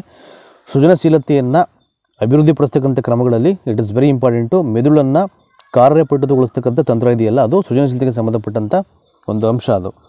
ಸೊ ಇನ್ನು ಈ ಸೃಜನಶೀಲತೆಯನ್ನು for the very first time ಮೊಟ್ಟ ಮೊದಲ ಬಾರಿಗೆ ಯಾರು ಬಳಸ್ತಾರಪ್ಪ ಅಂದರೆ ದಟ್ ಈಸ್ ಅಲೆಕ್ಸ್ ಆಸ್ಬರ್ನ್ ಅಂತಕ್ಕಂಥವ್ರು. ಸೊ ಈ ಸೃಜನಶೀಲತೆಯನ್ನು ಮೊಟ್ಟ ಮೊದಲ ಬಾರಿಗೆ ಯೂಸ್ ಮಾಡೋದು ಅಂತ ಅಲೆಕ್ಸ್ ಆಸ್ಬರ್ನ್ ಅಂತ ಆಯಿತಾ. ಸೊ ಮೆದುಳು ಕಾರ್ಯಪಟುಗೊಳಿಸ್ತಕ್ಕಂಥ ತಂತ್ರ, ಅದು ಸೃಜನಶೀಲತೆಯನ್ನು ಅಭಿವೃದ್ಧಿಪಡಿಸ್ತಕ್ಕಂಥ ಕ್ರಮಗಳು. ಸೊ ಹಾಗೆಯೇ ಇದನ್ನು ನಾನು ಜಸ್ಟ್ ಇವಾಗಲೇ ಹೇಳಿದಾಗೆ ಮೊಟ್ಟ ಮೊದಲ ಬಾರಿಗೆ ಯಾರು ಬಳಸ್ತಾರೆ ಅಂದರೆ ಅಲೆಕ್ಸ್ ಆಸ್ಬರ್ನ್ ಅಂತ. ಇನ್ನು ನಮ್ಮ ಭಾರತದಲ್ಲಿ, ಇಂಡಿಯಾದಲ್ಲಿ ಸೃಜನಶೀಲತೆಯನ್ನು ಈ ಪರೀಕ್ಷೆಯನ್ನು ಯಾರು ಫಸ್ಟು ರೂಪಿಸ್ತಾರೆ ಅಂದರೆ doctor BK Pasi, doctor Baqer Mehdi, doctor Ramachandra Acharya ಅಂತ. ಸೊ ಈ 3 ಜನ ಈ ವಿದ್ವಾಂಸರು ಅಥವಾ ವಿಜ್ಞಾನಿಗಳು ಸೃಜನಶೀಲತೆಯ ಪರೀಕ್ಷೆಯನ್ನು ಫಸ್ಟ್ ರೂಪಿಸ್ತಾರೆ ಅಂತ. ಡಾಕ್ಟರ್ BK ಪಾಸಿ, ಬೇಕರ್ ಮೆಹಂದಿ ಮತ್ತು ಡಾಕ್ಟರ್ ರಾಮಚಂದ್ರ ಆಚಾರ್ಯ ಅಂತಕ್ಕಂಥವ್ರು, ಇವರು 3 ಜನ ಇವರು ಆಯಿತಾ. ಸೊ ನೆಕ್ಸ್ಟ್ ಇನ್ನು ಅಂತರ್ಮುಖಿಗಳು ಅಂತ ಇದೆ ಇಲ್ಲಿ. ಸೊ ಏನು ಅಂತರ್ಮುಖಿಗಳು ಅಂದರೆ ಇಲ್ಲಿ ತುಂಬ ಜನ ಕೇಳಿದ್ರು ಇದನ್ನು. ಸೊ ಯಾವುದೋ ಒಂದು TET ಪೇಪರ್ಲಿ ಕ್ವಶನ್ ಬ್ಯಾಂಕಲ್ಲೇನು ಇದನ್ನು ಪ್ರಶ್ನೆ ಕೇಳಲಾಗಿತ್ತು ಪ್ರಿಪೇರ್ ಮಾಡಿದಾಗ. ಅಂತರ್ಮುಖಿಗಳು ಅಂದರೆ ಏನು ನೋಡಿ, ಅಂತರ್ಮುಖಿಯ ವ್ಯಕ್ತಿಗಳು ಸೃಜನಶೀಲತೆಯಲ್ಲಿ ಕಂಡುಬರುತ್ತಾರೆ ಅಂತ. ಸೊ ಈ ಅಂತರ್ಮುಖಿ ವ್ಯಕ್ತಿಗಳನ್ನು ನಾವು ಸೃಜನಶೀಲತೆಯಲ್ಲಿ ನೋಡ್ಬೋದು ಅಂತಕ್ಕಂಥ ಒಂದು ಕಾನ್ಸೆಪ್ಟ್ ಬರುತ್ತೆ ಇದು, ಆಯಿತಾ. ಸೊ ನೆಕ್ಸ್ಟು ಆಸಕ್ತಿ ಕಡೆಗೆ ಈಗ ನಾವು ಗಮನ ಹರಿಸೋಣ. ಈಗ ನೋಡಿ, ಆಸಕ್ತಿ ಅಂದರೆ ಏನು, ಅದರ ಮೀನಿಂಗ್ ಏನು, ಇನ್ನು ಅದಕ್ಕೆ ಸಂಬಂಧಪಟ್ಟಂಥ ಇನ್ನೂ ಹಲವಾರು ವಿಷಯಗಳ ಬಗ್ಗೆ ನಾವು ಇಲ್ಲಿಗೆ ಪರಿಚಯ ಮಾಡೋಣ. ಇಲ್ಲಿಂದ ಈಗ ಆಸಕ್ತಿ ಅಂದರೆ ಏನು ಅಂತ ಈಗ ನೋಡೋ ಪ್ರಯತ್ನ ಮಾಡೋಣ. ಸೊ ಆಸಕ್ತಿ ಅಂದರೆ ಒಬ್ಬ ವ್ಯಕ್ತಿಯು ಒಂದು ವಸ್ತುವಿನ ಕಡೆಗೆ, ಒಂದು ಚಟುವಟಿಕೆಯ ಕಡೆಗೆ, ಒಂದು ವಿಷಯದ ಕಡೆಗೆ ಗಮನ ಹರಿಸುವಂತೆ ಮಾಡ್ತಕ್ಕಂಥ ಒಂದು ಪ್ರೇರಕ ಶಕ್ತಿಯನ್ನು ನಾವು ಆಸಕ್ತಿ ಅಂತ ಹೇಳ್ತೀವಿ ಇಲ್ಲಿ, ಆಯಿತಾ. ಸೊ ಜನರಲಾಗಿ ಎಲ್ಲೂ ಹೇಳ್ತಾರೆ ಅಂದರೆ ಅಟೆನ್ಷನ್ ಗ್ರಾಫ್ ಅಂತ. ಈಗ ನಾವೇನಾದರೂ ಕೇಳಬೇಕು ಅಂತ ಅಂದ್ಕೊಂಡಾಗ ಸೊ ಅದನ್ನು ಗ್ರಹಿಸ್ಕೊಳ್ಳಿಕ್ಕೆ ನಾವು ಪ್ರಯತ್ನ ಮಾಡೋದು ಅಂದರೆ ನಮ್ಮ ಒಂದು ಡೈರೆಕ್ಷನ್ಸನ್ನು ಕೇಂದ್ರೀಕರಣಗೊಳಿಸ್ಕೊಳ್ಳೋದು ಅಂತ. ಎಲ್ಲೂ ಡೈವರ್ಟ್ ಆಗದೆ ಒಂದು ವಿಷಯವನ್ನು ನಾವು ಐ ಥಿಂಕ್ ಆ ಕಡೆ ಈ ಕಡೆ ಎಲ್ಲೂ ಚಂಚಲ ಆಗದೇನೆ ಅದಕ್ಕೆ ಕ್ರೋಢೀಕರಿಸ್ಕೊಂಡು ಕೇಂದ್ರೀಕರಿಸ್ಕೊಂಡು ನಾವು ಅದನ್ನು ಅವಧಾನವನ್ನು ಅಲ್ಲಿ ಐ ಥಿಂಕ್ ಇಂಪ್ಲಿಮೆಂಟ್ ಮಾಡಿಕೊಂಡು ಅದನ್ನು ಕೇಳಿಸ್ಕೊತಾ ಇದ್ದೀವಿ ಅಂದರೆ ಅದು ಆಸಕ್ತಿ ಆಗುತ್ತೆ ಅಂತ. ಅಂದರೆ ಅದೊಂದು ಪ್ರೇರಕ ಶಕ್ತಿ ಅಂತ ಹೇಳ್ಬೋದು ಅಂತ. ನೋಡಿ, ಇಲ್ಲಿ ಭಾಳ ಚೆನ್ನಾಗಿ ಹೇಳಿದರೆ, ಯಾವುದೇ ಒಬ್ಬ ವ್ಯಕ್ತಿಯು ಒಂದು ವಸ್ತುವಿನ ಕಡೆಗೆ ಅಂತ ಅಥವಾ ಒಂದು ಚಟುವಟಿಕೆ ಕಡೆಗೆ, ಒಂದು ವಿಷಯದ ಕಡೆಗೆ ಗಮನ ಹರಿಸೋದು ಅಂತ. ಯಾವುದೋ ಒಂದು ವಿಚಾರವನ್ನು ಹೇಳಬೇಕಾದ್ರೆ ತುಂಬ ಆಸಕ್ತಿಯಿಂದ ಅದನ್ನು ನಾವು ನೋಡೋದು ಅಥವಾ ನಾವು ಕೇಳಿಸ್ಕೊಳ್ಳೋದು ಅಂತ. ಈಗ ಯಾವುದಾದ್ರು ಒಂದು ಆ್ಯಕ್ಟಿವಿಟೀಸ್ ಮಾಡಬೇಕಾದ್ರೆ ಆಸಕ್ತಿಯಿಂದ ನೋಡುವಂಥದ್ದು, ಒಂದು ವಿಚಾರವನ್ನು ಹೇಳಬೇಕಾದ್ರೆ ಆಸಕ್ತಿಯಿಂದ ಅದನ್ನು ಕೇಳುವಂಥದ್ದು, ಅಂದರೆ ಒಂದೇ ಕಡೆ ಕೇಂದ್ರೀಕರಣಗೊಳಿಸೋದು ಅಂತ ನಮ್ಮ ಮೈಂಡನ್ನು. ಅದನ್ನು ಇಲ್ಲಿ ಆಸಕ್ತಿ ಅಂತ ಕರೀತಾರೆ ಮತ್ತು ಇದನ್ನು ಪ್ರೇರಕ ಶಕ್ತಿ ಅಂತ ಅದನ್ನು ಹೇಳುವಂಥದ್ದು ಅಂತ, ಅಷ್ಟೇ ಮೀನಿಂಗ್ ಅದು. ಸೊ ನೆಕ್ಸ್ಟು ಇನ್ನು ಇದಕ್ಕೆ ಸಂಬಂಧಪಟ್ಟ ಹಾಗೆ ಇನ್ನೂ ಹಲವಾರು ವಿಚಾರಗಳನ್ನ ಇಲ್ಲಿ ಹೇಳಿದ್ದಾರೆ. ಇಲ್ಲಿ ಆಸಕ್ತಿಗೆ ಸಂಬಂಧಪಟ್ಟ ಹಾಗೆ ನೋಡಿ, ಆಸಕ್ತಿಯು ಅನುವಂಶೀಯವಾದುದಲ್ಲ ಅಂತ. ಇದು ಕಲಿಕೆಯಿಂದ ಉಂಟಾಗಿದೆ ಅಂತ. ಅದು ಐ ಥಿಂಕ್ ಸೊ ಹೆರಿಡಿಟಿಯಿಂದ ಬಂದಂಥ ಒಂದು ಟಾಪಿಕ್ ಅಲ್ಲ ಅದು, ಅಥವಾ ಒಂದು ಅನುವಂಶೀಯವಾದದ್ದಲ್ಲ ಅದು ಆಸಕ್ತಿ ಅಂತಕ್ಕಂಥದ್ದು. ನಾವು ಬೆಳೀತಕ್ಕಂಥ ಪರಿಸರ ಮತ್ತು ವಾತಾವರಣದಲ್ಲಿ ಅದು ಉಂಟಾಗುತ್ತೆ ಆಸಕ್ತಿ ಅಂತಕ್ಕಂಥದ್ದು. ಅದು ಐ ಥಿಂಕ್ ವಂಶ ಪಾರಂಪರ್ಯವಾಗಿ ಬರ್ತಕ್ಕಂಥ ಗುಣ ಅಲ್ಲ ಅದು ಆಸಕ್ತಿ ಅಂತಕ್ಕಂಥದ್ದು. ಅದು ಕಲಿಕೆಯಿಂದ ಬರ್ತಕ್ಕಂಥ ಒಂದು ಪ್ರಕ್ರಿಯೆ ಅದು, ಆಯಿತಾ. ಸೊ ಆಸಕ್ತಿ ಅಂತಕ್ಕಂಥದ್ದು ಶಾಶ್ವತವಾದದ್ದಲ್ಲ, ಇದು ಚಲನಶೀಲವಾಗಿದೆ ಅಂತ. ಅದು ಯಾವಾಗಲೂ ಪರ್ಮನೆಂಟಾಗಿರಲ್ಲ, ಅದು ಟೈಮ್ ಟು ಟೈಮು ಬದಲಾಗ್ತಾ ಇರುತ್ತೆ. ಹಾಗಾಗಿ ಅದನ್ನು ಐ ಥಿಂಕ್ ನಾವು ಶಾಶ್ವತವಾದಂಥ ಒಂದು ಕ್ರಿಯೆ ಅಂತ ನಾವು ಹೇಳಲಿಕ್ಕಾಗಲ್ಲ ಅದನ್ನು. ಸೊ ಆಸಕ್ತಿಯನ್ನು ಅವಾಧಾನದ ತಾಯಿ ಅಂತ ಕರೀತಾರೆ. ಇದನ್ನು ಕೇಳಿದರೆ, ಇದನ್ನು ಅವಾಧಾನದ ತಾಯಿ ಎಂದು ಯಾವುದನ್ನು ಕರೆಯಲಾಗಿದೆ, ಯಾವುದೋ TET ಪೇಪರ್ ಕೇಳಿದರೆ ಸೊ ಅವಾಧಾನದ ತಾಯಿ ಅಂತ ಈ ಆಸಕ್ತಿಯನ್ನೇ ಕರಿತೀವಿ. ಅವಾಧಾನ ಅಂದರೆ ಏನಂದರೆ ಇಟ್ಸ್ ಅಟೆನ್ಷನ್ ಅಂತ, ಆಯಿತಾ. ಹಾಗಾಗಿ ಆಸಕ್ತಿಯನ್ನು ಇಲ್ಲಿ ಅವಾಧಾನದ ತಾಯಿ ಅಂತ ಹೇಳಲಾಗುತ್ತೆ ಅಂತ. ನೋಡಿ, ಇಲ್ಲೊಂದು ಹೇಳಿದರೆ ಇಲ್ಲಿ ಇದರಲ್ಲಿ 2 ವಿಧ ಬರುತ್ತೆ. ಈಗ ಒಂದು ಸ್ವಾಭಾವಿಕ ಆಸಕ್ತಿ, ಇನ್ನೊಂದು ಅರ್ಜಿತ ಆಸಕ್ತಿ ಅಂತ. ಭಾಳ ಈಸಿ ಇದೆ ಇದಕ್ಕೆ ಐ ಥಿಂಕ್ ಮೀನಿಂಗು. ಸೊ ಯಾವುದೇ ಒಬ್ಬ ವ್ಯಕ್ತಿಯ ಹುಟ್ಟಿನಿಂದಲೇ ಯಾರ ಒತ್ತಾಯವಿಲ್ಲದೆ ಸ್ವಾಭಾವಿಕವಾಗಿ ಬಂದ ಆಸಕ್ತಿ ಅಂತ. ಈಗ ತುಂಬ ಜನರಿಗೆ ಸೊ ಆಸಕ್ತಿ ಬೆಳೆಸ್ಕೋಬೇಕು, ನೀನು ಕಲಿಬೇಕು, ಓದಬೇಕು, ಕಷ್ಟಪಡಬೇಕು, ಬಟ್ ಎಲ್ಲವನ್ನು ಮಾಡಬೇಕು ಅಂದರೆ ಇಂಟ್ರೆಸ್ಟ್ ಇರಬೇಕು ಅಂತ ಹೇಳ್ತಾರೆ, ಆಯಿತಾ. ಅದೇನಾಗುತ್ತೆ, ಮೋಟಿವೇಟ್ ಆಗಿಬಿಡುತ್ತೆ ಅದು, ಆಯಿತಾ. ಅಂದರೆ ಯಾರೋ ಹೇಳಿ ಇಂಟ್ರೆಸ್ಟನ್ನು ನಮ್ಗೆ ಏನು ಮಾಡೋದು, ಅದನ್ನು ಗ್ರಹಿಸ್ಕೊಳ್ಳೋ ಹಾಗೆ ನಮ್ಮನ್ನು ಐ ಥಿಂಕ್ ಒಂದೇ ಕಡೆ ವಾಲೋ ಹಾಗೆ ನಮ್ಮನ್ನು ಮಾಡುವಂಥದ್ದು, ಆಯಿತಾ. ಸೊ ಇಲ್ಲಿ ನ್ಯಾಚುರಲ್ ಆಗಿರ್ತಕ್ಕಂಥ ಒಂದು ಆಸಕ್ತಿ, ಸ್ವಾಭಾವಿಕವಾದಂಥ ಆಸಕ್ತಿ ಅಂದರೆ ಏನು ಅಂದರೆ ಹುಟ್ಟಿನಿಂದಲೇ ಯಾರ ಒತ್ತಾಯನೂ ಇಲ್ಲದೇ ಸ್ವಾಭಾವಿಕ ಬಂದಂಥ ಆಸಕ್ತಿ ಇದೆಯಲ್ಲ, ಅದನ್ನು ಇಲ್ಲಿ ನಾವು ಸ್ವಾಭಾವಿಕ ಆಸಕ್ತಿ ಅಂತ ಹೇಳೋದು ನಾವು. ಸೊ ಅದೇ ರೀತಿ ಬೇರೆ ವ್ಯಕ್ತಿಯ ಪ್ರೇರಣೆಯಿಂದ ಕ್ರಮೇಣ ಅದರಲ್ಲಿ ಆಸಕ್ತಿ ಹುಟ್ಟುವುದಕ್ಕೆ ಅರ್ಜಿತ ಆಸಕ್ತಿ. ನಾನು ಇವಾಗ ಎಕ್ಸಾಂಪಲ್ ಕೊಟ್ಟನಲ್ಲಿ ನಮಗೆ ಇಂಟ್ರೆಸ್ಟ್ ಇರಲ್ಲ, ಯಾರೋ ಒಬ್ಬ ಬಂದ್ಬಿಟ್ಟು ನಮ್ಮನ್ನು ಮೋಟಿವೇಟ್ ಮಾಡೋದು ಅಂತ. ಸೊ ನೀವು ಆಸಕ್ತಿಯನ್ನು ಬೆಳೆಸ್ಕೊಳ್ಬೇಕು, ಆ ವಿಷಯವನ್ನು ಸರಿಯಾಗಿ ಕೇಳಿಸ್ಕೊಳ್ಬೇಕು ಅಂತ ಹೇಳೋದಿದೆಯಲ್ಲ, ಅಥವಾ ಯಾವುದಾದ್ರು ಒಂದು ಆ್ಯಕ್ಟಿವಿಟಿಯನ್ನು ನೀನು ಮಾಡಬೇಕು, ಆಸಕ್ತಿ ಬೆಳೆಸ್ಕೋದ್ರ ಮೇಲೆ ಅಂತ ಹೇಳೋದಿಲ್ಲ, ಅದು ಅರ್ಜಿತ ಆಸಕ್ತಿ. ಯಾರೋ ಬಂದ್ಬಿಟ್ಟು ನಮ್ಮನ್ನು ಮೋಟಿವೇಟ್ ಮಾಡೋದು, ಅದನ್ನು ಇಲ್ಲಿ ಅರ್ಜಿತ ಆಸಕ್ತಿ ಅಂತ ನಾವು ಕರೆಯೋದುಂಟು. ಸೊ ನೆಕ್ಸ್ಟು ಇನ್ನು ಅವಾಧಾನ, ಆವಾಗಲೇ ಹೇಳಿದೆ. ಸೊ ಆಸಕ್ತಿಯನ್ನು ನಾವು ಅವಾಧಾನದ ತಾಯಿ ಅಂತ ಕರಿತೀವಿ ಅಂತ. ಸೊ ಏನು ಅವಾಧಾನ ಅಂದರೆ ಸಿಂಪಲ್ ಕಾನ್ಸಂಟ್ರೇಟ್ ಅಂತ. ಇದು ಸಮ್ವೇರ್ ಐ ಥಿಂಕ್ ಈ ಆಸಕ್ತಿ ಮತ್ತು ಅವಾಧಾನ ಮೇ ಬಿ ಎರಡು ಕೂಡ ಒಂದೇ ಅರ್ಥವನ್ನು ಗ್ರಹಿಸ್ಕೊಂಡ್ರೂ ಕೂಡ ಸಮ್ವೇರ್ ಒಂದಷ್ಟು ಚೇಂಜಸ್ ಇರುತ್ತೆ ಅದು. ಸೊ ಇಲ್ಲಿ ಅವಾಧಾನ ಅಂದರೆ ಕಾನ್ಸಂಟ್ರೇಷನ್ ಅಂತ, ಏಕಾಗ್ರತೆ ಅಂದರೆ ಒಂದು ವಿಷಯದ ಕಡೆ ನಮ್ಮನ್ನು ನಾವು ಕೇಂದ್ರೀಕರಿಸ್ಕೊಳ್ಳೋದು, ಎಲ್ಲೂ ಡೈವರ್ಟ್ ಆಗದೆ ಅಂತ, ಅದು ಅವಧಾನ ಆಗುತ್ತೆ ಅಂತ. ನೋಡೋಣ ಈಗ ಅವಧಾನಕ್ಕೆ ಇಲ್ಲಿ ಏನೆಲ್ಲ ವಿಷಯ ಹೇಳಿದ್ದಾರೆ ಅಂತ. ಅವಧಾನವನ್ನು ಏಕಾಗ್ರತೆ, ಗಮನ ಎಂದು ಸಹ ಕರೆಯುತ್ತಾರೆ ಅಂತ. ಸೊ ಹಾಗಾದರೆ ಅವಧಾನ ಅಂದರೆ ಏನು ಇಲ್ಲಿ ನೋಡಿ, ಇಲ್ಲಿ ಕೊಟ್ಟಿದ್ದಾರೆ ಇಲ್ಲಿ ಭಾಳ ಚೆನ್ನಾಗಿ. ದಟ್ ಈಸ್ ಯಾವುದೋ ಒಂದು ವಿಷಯದ ಕಡೆಗೆ ನಮ್ಮ ಮನಸ್ಸನ್ನು ಕೇಂದ್ರೀಕರಿಸುವುದು, ಎಲ್ಲೂ ಕೂಡ ಆ ಕಡೆ ಈ ಕಡೆ ಡೈವರ್ಟ್ ಆಗದೆ ಯಾವುದಾದ್ರು ಒಂದು ವಿಚಾರವನ್ನು ನಾವು ಕೇಳ್ತಾ ಇದ್ದೀವಿ ಅಂದರೆ ಅವಧಾನ, ಅಟೆನ್ಷನ್ ಗ್ರಾಫಿಂದ ಅದನ್ನು ನೀಟಾಗಿ ಕೇಳಿಸ್ಕೊಳ್ಳೋದು, ನಮ್ಮ ಮನಸ್ಸನ್ನು ಕೇಂದ್ರೀಕರಿಸೋದು ಅಂತ, ಅದನ್ನು ಇಲ್ಲಿ ಅವಧಾನ ಅಂತ ಕರೆಯಲಾಗುತ್ತೆ. ಹಾಗಾದರೆ ಮನೋಭಾವ ಅಂದರೆ ಏನು ನೋಡಿ, ಮತ್ತೊಂದು ಕಾನ್ಸೆಪ್ಟ್ ಇದೆ ಮನೋಭಾವ, ಆಯಿತಾ. ಸೊ ಮನೋಭಾವ ಅಂದರೆ ಏನು? ಒಬ್ಬ ವ್ಯಕ್ತಿಯು ಒಂದು ವಸ್ತುವಿನ ಬಗ್ಗೆ ಅಥವಾ ಸನ್ನಿವೇಶದ ಬಗ್ಗೆ ಇನ್ನೊಬ್ಬ ವ್ಯಕ್ತಿ ಹೊಂದಿರತಕ್ಕಂಥ ಮಾನಸಿಕ ಸ್ಥಿತಿಯನ್ನು ಮನೋಭಾವ ಅಂತ ಕರೀತಾರೆ. ನೋಡಿ, ಇಲ್ಲಿ ಯಾವುದೇ ಒಬ್ಬ ವ್ಯಕ್ತಿಯು ಒಂದು ವಸ್ತುವಿನ ಬಗ್ಗೆ ಅಥವಾ ಸನ್ನಿವೇಶದ ಬಗ್ಗೆ ಇನ್ನೊಬ್ಬ ವ್ಯಕ್ತಿ ಹೊಂದಿರತಕ್ಕಂಥ ಮಾನಸಿಕ ಸ್ಥಿತಿ, ಅದನ್ನು ಇಲ್ಲಿ ಮನೋಭಾವ ಅಂತ ಕರೆಯೋದು. ಅದು ನಮಗೆ ಗೊತ್ತಿರಲ್ಲ ಅದು. ಸೊ ಆ ಸ್ಥಿತಿಯನ್ನು ನೋಡ್ಬಿಟ್ಟು ಹೇಳ್ತೀವಿ ಅವನ ಮನೋಭಾವ ಹಿಂಗಿದೆ ಅಂತ, ಆಯಿತಾ. ಅವನಿಗೆ ಒಂದು ವಸ್ತು ಅಥವಾ ಒಂದು ವಿಷಯದ ಬಗ್ಗೆ ಅವನಿಗಿರ್ತಕ್ಕಂಥ ಒಂದು ಮಾನಸಿಕ ಸ್ಥಿತಿ ಇದೆಯಲ್ಲ, ಬೇರೊಬ್ಬ ವ್ಯಕ್ತಿ ಇರತಕ್ಕಂಥ ಅದನ್ನು ಇಲ್ಲಿ ಮನೋಭಾವ ಅಂತ ಕರೆಯೋದು. ಇನ್ನು ಇಲ್ಲಿ ಈ ಮನೋಭಾವಕ್ಕೆ ಮನೋಧೋರಣೆ ಅಂತಲೂ ಹೇಳ್ತಾರೆ, ಅಭಿವೃದ್ಧಿ ಅಂತಲೂ ಕರೀತಾರೆ. ಇದನ್ನು ಹೇಳ್ಬೋದು ನಿಮಗೆ. ಮನೋಭಾವದ ಮತ್ತೊಂದು ಹೆಸರು ಏನು ಅಂದರೆ ಅದು ಮನೋಧೋರಣೆ ಮತ್ತು ಅಭಿವೃದ್ಧಿ ಅಂತಲೂ ಕೂಡ ಈ ಮನೋಭಾವವನ್ನು ಕರೆಯೋದುಂಟು ಸೈಕಾಲಜಿಯಲ್ಲಿ. ಮನೋಭಾವವು ತೀವ್ರತೆ, ದಿಕ್ಕು, ವ್ಯಾಪ್ತಿ, ಅವಧಿ ಎಂಬ 4 ಆಯಾಮವನ್ನು ಹೊಂದಿದೆ. ಇವೆಲ್ಲ ಕೇಳ್ಬೋದು ನಿಮಗೆ. ಮನೋಭಾವದ 4 ಆಯಾಮಗಳು ಯಾವುವು? ಒಂದು ತೀವ್ರತೆ, ಮತ್ತೊಂದು ದಿಕ್ಕು, ಮತ್ತೊಂದು ವ್ಯಾಪ್ತಿ, ಮತ್ತೊಂದು ಅವಧಿ ಅಂತ. ಸೊ ಈ 4 ಆಯಾಮಗಳನ್ನು ಈ ಮನೋಭಾವ ಅಂತಕ್ಕಂಥದ್ದು ಹೊಂದಿರುತ್ತೆ ಅಂತ. ತೀವ್ರತೆ, ದಿಕ್ಕು, ಮತ್ತು ವ್ಯಾಪ್ತಿ, ಮತ್ತು ಅವಧಿ ಅಂತ. ಸೊ ನೆಕ್ಸ್ಟು ಇನ್ನು ಅಭಿಪ್ರೇರಣೆ. It is very important. ಇದು ಅಭಿಪ್ರೇರಣೆ ಅಂದರೆ ಇಸ್ ನಥಿಂಗ್ ಬಟ್ ಒಂದು ಆಂತರಿಕ ಶಕ್ತಿ, ಅದು ಮೋಟಿವೇಶನ್ ಅಂತಕ್ಕಂಥ ಒಂದು ಅರ್ಥ ಬರುತ್ತೆ. ಆದರೂ ಸೆಂಟೆನ್ಸಲ್ಲಿ ಇಲ್ಲೇನು ಹೇಳಿದ್ರೆ ಅಂತ ನಾವು ಅದನ್ನು ಓದಿ ಅರ್ಥ ಮಾಡ್ಕೊಳ್ಳೋ ಪ್ರಯತ್ನ ಮಾಡೋಣ ಈಗ. ಸೊ ಏನು ಅಭಿಪ್ರೇರಣೆ ಅಂದರೆ ಒಂದು ನಿರ್ದಿಷ್ಟ ಸನ್ನಿವೇಶದಲ್ಲಿ ನಿರ್ದಿಷ್ಟ ಗುರಿಯನ್ನು ತಲುಪಲು ಹಾಗೂ ಸಾಧಿಸಲು ಪ್ರಚೋದಿಸುವಂತೆ ಮಾಡ್ತಕ್ಕಂಥ ಆಂತರಿಕ ಶಕ್ತಿಯನ್ನು ಅಭಿಪ್ರೇರಣೆ ಅಂತ ಹೇಳ್ತೀವಿ ನಾವು ಅಂತ. ನೋಡಿ, ಯಾವುದಾದ್ರು ಒಂದು ಸ್ಪೆಸಿಫಿಕ್ ಕಾಂಟೆಕ್ಸ್ಟಲ್ಲಿ ಒಂದು ನಿರ್ದಿಷ್ಟ ಸನ್ನಿವೇಶದಲ್ಲಿ ಯಾವುದಾದ್ರು ಒಂದು ಗುರಿಯನ್ನು ನಾವು ರೀಚ್ ಮಾಡಬೇಕು, ತಲುಪಬೇಕು. ಅದಕ್ಕೆ ಸಂಬಂಧಪಟ್ಟಾಗ ಏನು ಮಾಡಬೇಕು ಅಥವಾ ಅಚೀವ್ ಮಾಡಬೇಕು, ನಾವೇನು ಅನ್ಕೋತೀವಿ ಅದನ್ನು. ಸೊ ಅಚೀವ್ ಮಾಡಲಿಕ್ಕೆ ಅಥವಾ ತಲುಪಲಿಕ್ಕೆ ಪ್ರಚೋದಿಸುವಂತೆ ಮಾಡ್ತಕ್ಕಂಥ ಒಂದು ಆಂತರಿಕ ಶಕ್ತಿ ಇದೆಯಲ್ಲ, ಅದನ್ನು ಇಲ್ಲಿ ನಾವು ಅಭಿಪ್ರೇರಣೆ ಅಂತ ನಾವು ಕರೆಯೋದುಂಟು. ಇದೆಲ್ಲದ ಇನ್ನೂ ಒಂದು ಐ ಥಿಂಕ್ ವಿಚಾರದೆಯಲ್ಲಿ ಒಬ್ಬ ವ್ಯಕ್ತಿಯು ಅಭಿಪ್ರೇರಣೆಯನ್ನು ಅಂತರಾಳದಿಂದ ಹೊಮ್ಮಿಸುತ್ತಾನೆ ಅಥವಾ ಹೊರಹಾಕುತ್ತಾನೆ ಅಂತ. ವಿದ್ಯಾರ್ಥಿಯು ಇಲ್ಲಿ ತನ್ನ ಆತ್ಮ ಸಂತೋಷಕ್ಕಾಗಿ ಒಂದು ಚಟುವಟಿಕೆಯಲ್ಲಿ ತೊಡಗುತ್ತಾನೆ ಅಂತ ಅಲ್ಲಿ ಮೀನಿಂಗ್ ಬರುತ್ತೆ ಅದು, ಆಯಿತಾ. ಒಂದು ಆತ್ಮ ಚಟುವಟಿಕೆಯಲ್ಲಿ ಆತ್ಮ ಸಂತೋಷಕ್ಕಾಗಿ, ಸೊ ತಾನು ಖುಷಿ ಪಡಲಿಕ್ಕೆ ಅವನು ಏನು ಮಾಡ್ತಾನೆ, ಒಂದು ಆ್ಯಕ್ಟಿವಿಟಿಯಲ್ಲಿ ಸೊ ತನ್ನನ್ನು ತಾನು ತೊಡಗಿಸ್ಕೊಳ್ತಾನೆ ಅಂತ. ನೆಕ್ಸ್ಟು, ಒಬ್ಬ ವ್ಯಕ್ತಿಯು ಹಾಡುವುದು ಅವನಿಗೆ ಸಂತೋಷವನ್ನು ನೀಡುತ್ತದೆ ಮತ್ತು ಇದರಿಂದ ಅವನಿಗೆ ಸಂತೋಷದಿಂದಿರಲು ಸಾಧ್ಯವಿದೆ ಅಂತ. ಅದನ್ನು ಆಂತರಿಕ ಅಭಿಪ್ರೇರಣೆ ಅಂತ ಕರಿತೀವಿ ನಾವು. ಅಂದರೆ ಇದರಲ್ಲಿ 2 ಬರುತ್ತೆ, ಒಂದು ಇಂಟರ್ನಲ್ ಮೋಟಿವೇಶನ್ನು, ಮತ್ತೊಂದು ಎಕ್ಸ್ಟರ್ನಲ್ ಮೋಟಿವೇಶನ್ ಅಂತ. ಆಂತರಿಕ ಅಭಿಪ್ರೇರಣೆ ಅಂದರೆ ಬೇರೆ ಆಗುತ್ತೆ, ಸೊ ಬಾಹ್ಯ ಅಭಿಪ್ರೇರಣೆ ಅಂದರೆ ಬೇರೆ ಆಗುತ್ತೆ. ಸೊ ಆಂತರಿಕ ಅಭಿಪ್ರೇರಣೆ ಅಂದರೆ ಇಲ್ಲಿ ಒಬ್ಬ ವ್ಯಕ್ತಿಯು ಹಾಡೋದಾಗಿರ್ಬೋದು, ಸೊ ಒಬ್ಬ ವ್ಯಕ್ತಿಗೂ ತನ್ನ ಖುಷಿಯಾಗಿ ಅಂದರೆ ಕೆಲಸವನ್ನು ಮಾಡಿರ್ಬೋದು.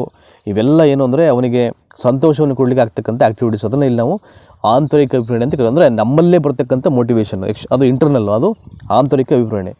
ಇನ್ನು ಒಬ್ಬ ವ್ಯಕ್ತಿಯು ಅಭಿಪ್ರೇರಣೆಯನ್ನು ದೇಹದ ಹೊರಗಡೆಯಿಂದ ಮಾಡುತ್ತಾನೆ, ಸೊ ಇದು ಬಾಹ್ಯ ಅಭಿಪ್ರೇರಣೆ ಆಗುತ್ತೆ. ಇದು ಎಕ್ಸ್ಟರ್ನಲ್ ಮೋಟಿವೇಶನ್ ಆಗಿಬಿಡುತ್ತೆ. ಇದು ಅಂದರೆ ಹೊರಗೆ ಮಾಡ್ತಕ್ಕಂಥ ಕೆಲವೊಂದು ಕ್ರಿಯೆಗಳಿವೆಲ್ಲವು ದೇಹದ ಹೊರಗಡೆ ಮತ್ತು ದೇಹದ ಒಳಗಡೆ, ಸಿಂಪಲಾಗಿ ಹೇಳಬೇಕು ಅಂದರೆ. ಸೊ ಅದು ಇಂಟರ್ನಲ್ ಫೀಲಿಂಗ್ಸ್, ಅದು ಯಾವುದಕ್ಕೆ, ಆಂತರಿಕ ಅಭಿಪ್ರೇರಣೆಗೆ. ಸೊ ಎಕ್ಸ್ಟರ್ನಲ್ ಫೀಲಿಂಗ್ಸ್ ಅಂತ ಬಂದಾಗ ಅದು ಬಾಹ್ಯ ಅಭಿಪ್ರೇರಣೆ ಆಗುತ್ತೆ. ಸಿಂಪಲಾಗಿ ಅರ್ಥ ಮಾಡ್ಕೊಳ್ಳಿ ಇದನ್ನು. ನೋಡಿ ಇಲ್ಲಿದೆ, ಇಲ್ಲಿ ನೋಡಿ ಇನ್ನೊಂದಿದೆ. ಈಗ ಒಂದು ಎಕ್ಸಾಂಪಲ್ ಹೇಳ್ಬಿಡ್ತೀನಿ ನಾನು. ನೋಡಿ 2018ರಲ್ಲಿ ಕೇಳಿದ್ದಾರೆ, ನೋಡಿ ಅದನ್ನು ಬ್ರ್ಯಾಕೆಟಲ್ಲಿ ಹೇಳ್ಬಿಟ್ಟಿದ್ದಾರೆ ಅವರು. ಸೊ 2018ರಲ್ಲಿ TETಯ ಒಂದು ಪ್ರಶ್ನೆ ಪತ್ರಿಕೆಯಲ್ಲಿ ಕೇಳಿದಂಥ ಒಂದು ಪ್ರಶ್ನೆ ಇದು. ಒಬ್ಬ ವ್ಯಕ್ತಿಯು ಬಹುಮಾನಕ್ಕೋಸ್ಕರ ಕಾರ್ಯವನ್ನು ನಿರ್ವಹಣೆ ಮಾಡ್ತಾನೆ ಅಂದರೆ ಅದು ಬಾಹ್ಯ ಅಭಿಪ್ರೇರಣೆ ಆಗುತ್ತೆ. ನಾವು ಪ್ರೈಸ್ ಕೊಡ್ತೀವಿ ಅಥವಾ ಏನೋ ಮೆಡಲ್ ಕೊಡ್ತೀವಿ, ಇಲ್ಲ ಮತ್ತೊಂದು ನಿಮಗೆ ಏನಾದರೂ ಪುರಸ್ಕಾರ ಮಾಡ್ತೀವಿ ಅಂತ. ಸೊ ಇದನ್ನೆಲ್ಲ ಪ್ರಶಂಸೆಯನ್ನು ಮಾಡಿ ಅವನಿಗೆ ಮೋಟಿವೇಟ್ ಮಾಡೋದು ಅಂದರೆ ಅದು ಬಾಹ್ಯ ಅಭಿಪ್ರೇರಣೆ ಆಗುತ್ತೆ. ಸೊ 2018ನಲ್ಲಿ ಈ ಪ್ರಶ್ನೆ ಕೇಳಿದರು, ಆಯಿತಾ. ಸೊ ನೆಕ್ಸ್ಟು ನೋಡಿ ಇಲ್ಲೊಂದಿದೆ. ಈಗ ಅದೇ ರೀತಿಯಾದಂಥ ಒಂದು ಪ್ರಶ್ನೆ ಇದು ಬಾಹ್ಯ ಅಭಿಪ್ರೇರಣೆಗೆ. ಒಬ್ಬ ಶಿಕ್ಷಕನು ಬೋಧನೆಯಲ್ಲಿ ತೊಡಗಿರುವುದು ಅವನಿಗೆ ಜೀವನೋಪಾಯವನ್ನು ಒದಗಿಸುತ್ತದೆ ಅಂತ. ಒಬ್ಬ ಶಿಕ್ಷಕನು ಬೋಧನೆಯಲ್ಲಿ ತೊಡಗಿರುವುದು ಅವನ ಜೀವನೋಪಾಯಕ್ಕೆ ಒದಗಿಸುತ್ತದೆ, ಅದು ಆಂತರಿಕ ಅಭಿಪ್ರೇರಣೆ ಆಗಲ್ಲ, ಅದು ಬಾಹ್ಯ ಅಭಿಪ್ರೇರಣೆ ಆಗುತ್ತೆ ಅಂತ. ಒಬ್ಬ ಟೀಚರು ಅಲ್ಲಿ ಟೀಚ್ ಮಾಡ್ತಿದ್ದಾನೆ ಅಂದರೆ ಅವನು ಲೈಫನ್ನು ಲೀಡ್ ಮಾಡಲಿಕ್ಕೆ ಅವನು ಮಾಡುವಂಥದ್ದು, ಅಂದರೆ ತನ್ನ ಜೀವನೋಪಾಯವನ್ನು ಒದಗಿಸುತ್ತದೆ ಅಂತ. ಹಾಗಾಗಿ ಅದನ್ನು ಇಲ್ಲಿ ನಾವು ಬಾಹ್ಯ ಅಭಿಪ್ರೇರಣೆ ಅಂತ ಅಲ್ಲಿ ಕರೆಯಲಾಗುತ್ತೆ. ಸೊ ನೆಕ್ಸ್ಟು ಈಗ ಆಯಾಸ. ಸೊ ಆಯಾಸ ಅಂದರೆ ಏನು ಅಂತ, ಅದನ್ನು ದಣಿವು ಅಂತಲೂ ಹೇಳ್ತಾರೆ, ದಣಿವು ಅಂತಲೂ ಹೇಳ್ತಾರೆ. ನಿಮಗೆಲ್ಲ ಗೊತ್ತಿದೆಯಲ್ಲ, ಅಯ್ಯೋ ತುಂಬ ಆಯಾಸ ಆಗ್ಬಿಡ್ತಪ್ಪ, ತುಂಬ ಸುಸ್ತಾಯಿತು, ಸ್ವಲ್ಪ ರೆಸ್ಟ್ ತಗೊಳ್ಬೇಕು ಅಂತಾರೆ ಹಳ್ಳಿಗಳಲ್ಲಿ. ಅಂದರೆ ಜನರಲ್ ಆಗಿ ನಿಮ್ಗೆ ಅರ್ಥ ಆಗ್ಬಿಡುತ್ತೆ ಆಯಾಸ ಅಂದರೆ ಏನು ಅಂತಕ್ಕಂಥ ಒಂದು ಮೀನಿಂಗ್ಗೆ. ಯಾವ ಅರ್ಥದಲ್ಲಿ ಹೇಳ್ತಾ ಇದ್ದಾರೆ ನೋಡೋಣ. ಅದಕ್ಕೆ ಆಯಾಸಕ್ಕೆ ದಣಿವು ಅಂತ ಕರೀತಾರೆ ಅಂತ ಹೇಳ್ತಾ ಇದ್ದಾರೆ, ಅದೆಲ್ಲ ಗೊತ್ತಿರೋ ವಿಚಾರ ನಿಮಗೆ.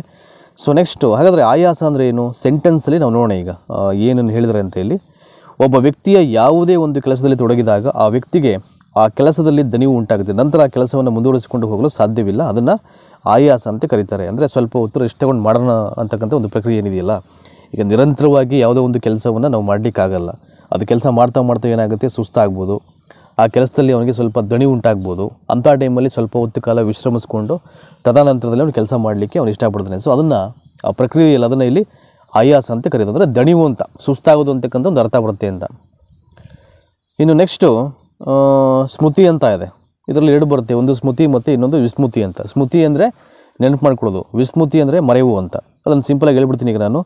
ನೋಡಿ, ಇಲ್ಲಿ ಸ್ಮೃತಿಯನ್ನು ಸ್ಮರಣೆ, ಜ್ಞಾಪಕ ಮತ್ತು ನೆನಪು ಅಂತಕ್ಕಂಥ 3 ಹೆಸರಿಂದ ಕರೀತಾರೆ. ಅಂದರೆ ಎಲ್ಲವೂ ಸಮಾನಾರ್ಥಕ ಪದಗಳಿವು. ಸ್ಮರಣೆ ಅಂದರೂ ನೆನಪು ಮಾಡ್ಕೊಳ್ಳೋದು, ಜ್ಞಾಪಕ ಮಾಡ್ಕೊಳ್ಳೋದು ಅಂದರೂ ಕೂಡ ನೆನಪು ಮಾಡ್ಕೊಳ್ಳೋದು, ಇನ್ನು ನೆನಪು ಅಂದರೂ ಇಸ್ ನಥಿಂಗ್ ಬಟ್ ಅದನ್ನು ನಾವು ರಿಮೆಂಬರ್ ಆಗೋದು, ಅಂದರೆ ನೆನಪು ವಿಚಾರಗಳನ್ನು ನೆನಪು ಮಾಡ್ಕೊಳ್ಳೋದು ಅಂತ.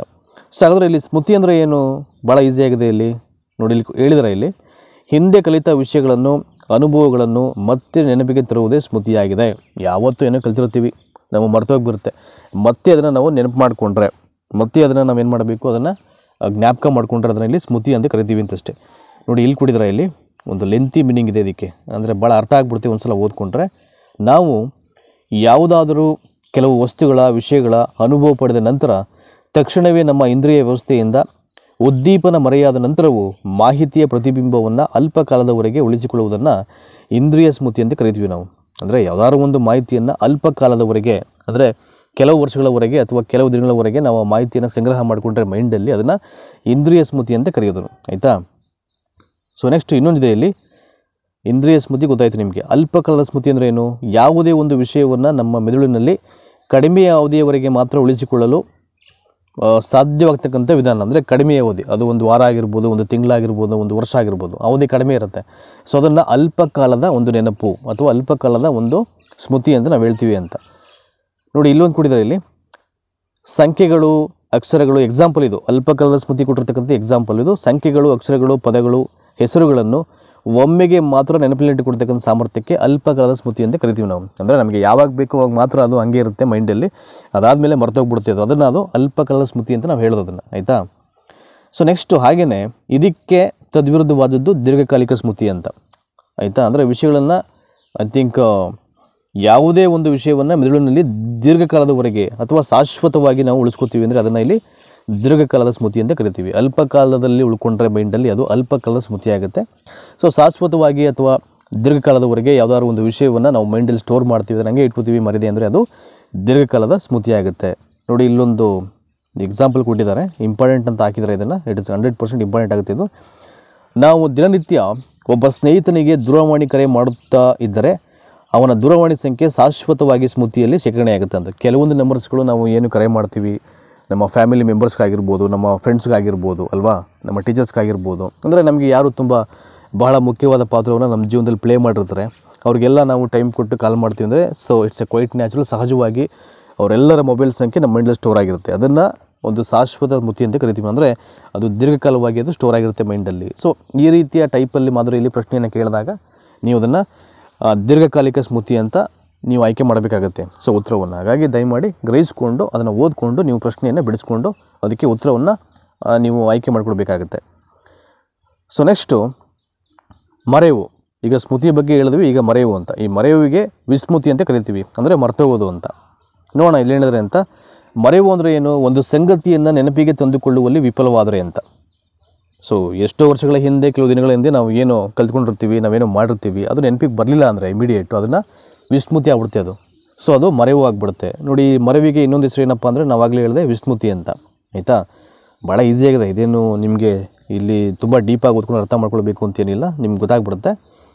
ಸೊ ಒಂದು ವಿಷಯ ಅಥವಾ ಘಟನೆಯನ್ನು ತಮಗೆ ಅರಿವಿಲ್ಲದಂತೆ ಉದ್ದೇಶವಿಲ್ಲದೆ ಮರೆಯುವುದಕ್ಕೆ ಸ್ವಾಭಾವಿಕ ಮರೆಯುವು ಅಂತ ಕರಿತೀವಿ ನಾವು. ಇದರಲ್ಲಿ ಎರಡು ಬರುತ್ತೆ. ಒಂದು ನ್ಯಾಚುರಲ್ ಐ ಥಿಂಕ್ ಫರ್ಗೆಟ್ ಅಂತ ಕರಿತೀವಿ ಅದನ್ನು, ಸ್ವಾಭಾವಿಕ ಮರೆಯುವು ಅಂತ. ಯಾವುದೇ ಒಂದು ವಿಚಾರವನ್ನು ಅಥವಾ ವಿಷಯವನ್ನು, ಘಟನೆಯನ್ನು ನಮಗೆ ಗೊತ್ತಿಲ್ಲದೆ ಅದರ ಉದ್ದೇಶವಿಲ್ಲದೆ ನಾವು ಮರೆತುಬಿಡೋದು ಅಂತ, ಅದನ್ನು ಸ್ವಾಭಾವಿಕ ಮರೆಯುವು ಅಂತ ನಾವು ಕರಿತೀವಿ ಅಂತ. ಸೊ ಪರೀಕ್ಷೆಗಾಗಿ ಓದಿದಂಥ ಪಾಠ ಅಂತ ಅಲ್ವಾ, ಅದು ಯಾವುದೋ ಟೈಮಲ್ಲಿ ಓದ್ಕೊಂಡು ಎಕ್ಸಾಮ್ ಬರ್ತಿರ್ತೀವಿ, ಅದಾದಮೇಲೆ ಅದು ಮರ್ತೋಗ್ಬಿಡ್ತೀವಿ ನಮಗೆ. ಆಯಿತಾ? ಸೊ ಯಾವುದೇ ಉದ್ದೇಶವಿಲ್ಲದೆ ನಾವು ಮರ್ತೇ ಬಿಡ್ತೀವಿ ಅದನ್ನು, ಅದು ಸ್ವಾಭಾವಿಕ ಮರೆವಾಗಿಬಿಡುತ್ತೆ ಅಂತ. ಸೊ ನೆಕ್ಸ್ಟು ಮತ್ತೊಂದಿದೆ ಇಲ್ಲಿ, ಒಬ್ಬ ವ್ಯಕ್ತಿಯು ಒಂದು ವಿಷಯ ಅಥವಾ ಘಟನೆಯನ್ನು ಉದ್ದೇಶಪೂರ್ವಕವಾಗಿ ಮರೆಯುವುದನ್ನು ಸಕ್ರಿಯ ಮರೆವು ಮತ್ತು ಕ್ರಿಯಾತ್ಮಕ ಮರೆವು ಅಂತ ನಾವು ಕರಿತೀವಿ. ಕೆಲವೊಂದು ದುಃಖದ ಘಟನೆಗಳು ಅಂತ. ಆಯಿತಾ? ಯಾವುದೇ ಒಬ್ಬ ವ್ಯಕ್ತಿಯು ಒಂದು ವಿಷಯ ಮತ್ತು ಒಂದು ಘಟನೆಯನ್ನು ಉದ್ದೇಶಪೂರ್ವಕವಾಗಿ ಮರೆತರೆ ಅದು ಏನಾಗುತ್ತೆ, ಅದು ಸಕ್ರಿಯ ಮರೆವು ಮತ್ತು ಕ್ರಿಯಾತ್ಮಕ ಮರೆವಾಗುತ್ತೆ. ಫಾರ್ ಎಕ್ಸಾಂಪಲು, ಕೆಲವೊಂದು ದುಃಖದ ಘಟನೆಗಳು, ಏನೋ ಒಂದು ಇನ್ಸಿಡೆಂಟ್ ಆಗಿರುತ್ತೆ, ಅದರಿಂದ ನಾವು ಹೊರಗಡೆ ಬರಲೇಬೇಕು, ಹಾಗಾಗಿ ನಾವು ಅದನ್ನು ಉದ್ದೇಶಪೂರ್ವಕವಾಗಿ ನಾವು ಮರೀಲಿಕ್ಕೆ ನಾವು ಅದನ್ನು ಆರಂಭ ಮಾಡ್ತಿರ್ತೀವಿ. ಯಾರೋ ನಮಗೆ ತುಂಬ ಬೇಕಾದವರು ನಮ್ಮನ್ನು ಐ ಥಿಂಕ್ ನಮ್ಮಿಂದ ದೂರ ಆಗಿರ್ತಾರೆ, ಅಥವಾ ಯಾವುದೋ ಒಂದು ತುಂಬ ಘೋರವಾದ ದುರಂತ ಆಗಿರುತ್ತೆ, ಮನೆಗಳಲ್ಲಿ ಆಕ್ಸಿಡೆಂಟ್ ಆಗಿರುತ್ತೆ, ಮತ್ತೊಂದು ಆಗಿರುತ್ತೆ ಅಲ್ವಾ. ಸೊ ಅದರಿಂದ ಹೊರಗಡೆ ಬರಲೇಬೇಕು, ಅದನ್ನು ನಾವು ಕ್ಯಾರಿ ಮಾಡಲಿಕ್ಕಾಗಲ್ಲ. ಅಂಥ ಟೈಮಲ್ಲಿ ನಾವು ಅದನ್ನು ಉದ್ದೇಶಪೂರ್ವಕವಾಗಿ ನಾವು ಮರೆತುಬಿಡ್ತೀವಿ, ಅದನ್ನು ಸಕ್ರಿಯ ಮರೆವು ಅಥವಾ ಕ್ರಿಯಾತ್ಮಕ ಮರೆವು ಅಂತ ನಾವು ಕರೆಯುವಂಥದ್ದು, ದುಃಖದ ಘಟನೆಗಳು ಅಂತ ಅದನ್ನು ಹೇಳುವಂಥದ್ದು. ನೋಡಿ, ಇಲ್ಲಿ ಮರೆವಿನ ಪ್ರಮಾಣ ಅಂತ ಕೊಟ್ಟಿದ್ದಾರೆ. ಇದನ್ನು ಕೇಳ್ಬೋದು ನಿಮಗೆ ಅಂಕಿಅಂಶಗಳಲ್ಲಿ. ಮರೆವಿನ ಪ್ರಮಾಣ ನೋಡಿ, 30 ನಿಮಿಷಗಳ ನಂತರ ಅದು ಹೇಗೆ ವಿಷಯಗಳು ನಮಗೆ ಮರ್ತೋಗ್ತಾ ಇರುತ್ತೆ ಅಂತ. ನೋಡಿ, 30 ನಿಮಿಷಗಳ ನಂತರ 50% ಮರೀಲಿಕ್ಕೆ ಸ್ಟಾರ್ಟ್ ಆಗುತ್ತೆ. ಅದು 5 ಗಂಟೆ ನಂತರ 60%, 1 ದಿನ ಆದಮೇಲೆ 66%, 6 ದಿನ ಆದಮೇಲೆ 1 ವೀಕ್ ನಂತರ 72%.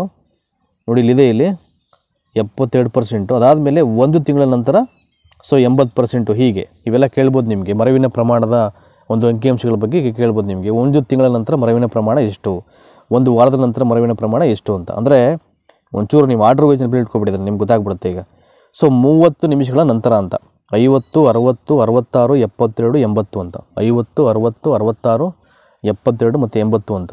So after 30 minutes 50, after 5 hours 60, after 1 day ಬಂದು 66, ಆಫ್ಟರ್ 6 ಡೇಸ್ ಬಂದು 72, ಆಫ್ಟರ್ 1 ಮಂತ್ ಬಂದು 80 ಅಂತ. ಸೊ 30 ನಿಮಿಷದ ನಂತರ, 5 ಗಂಟೆಗಳ ನಂತರ, 1 ದಿನದ ನಂತರ, 6 ದಿನದ ನಂತರ ಮತ್ತು 1 ತಿಂಗಳ ನಂತರ ಅಂತ.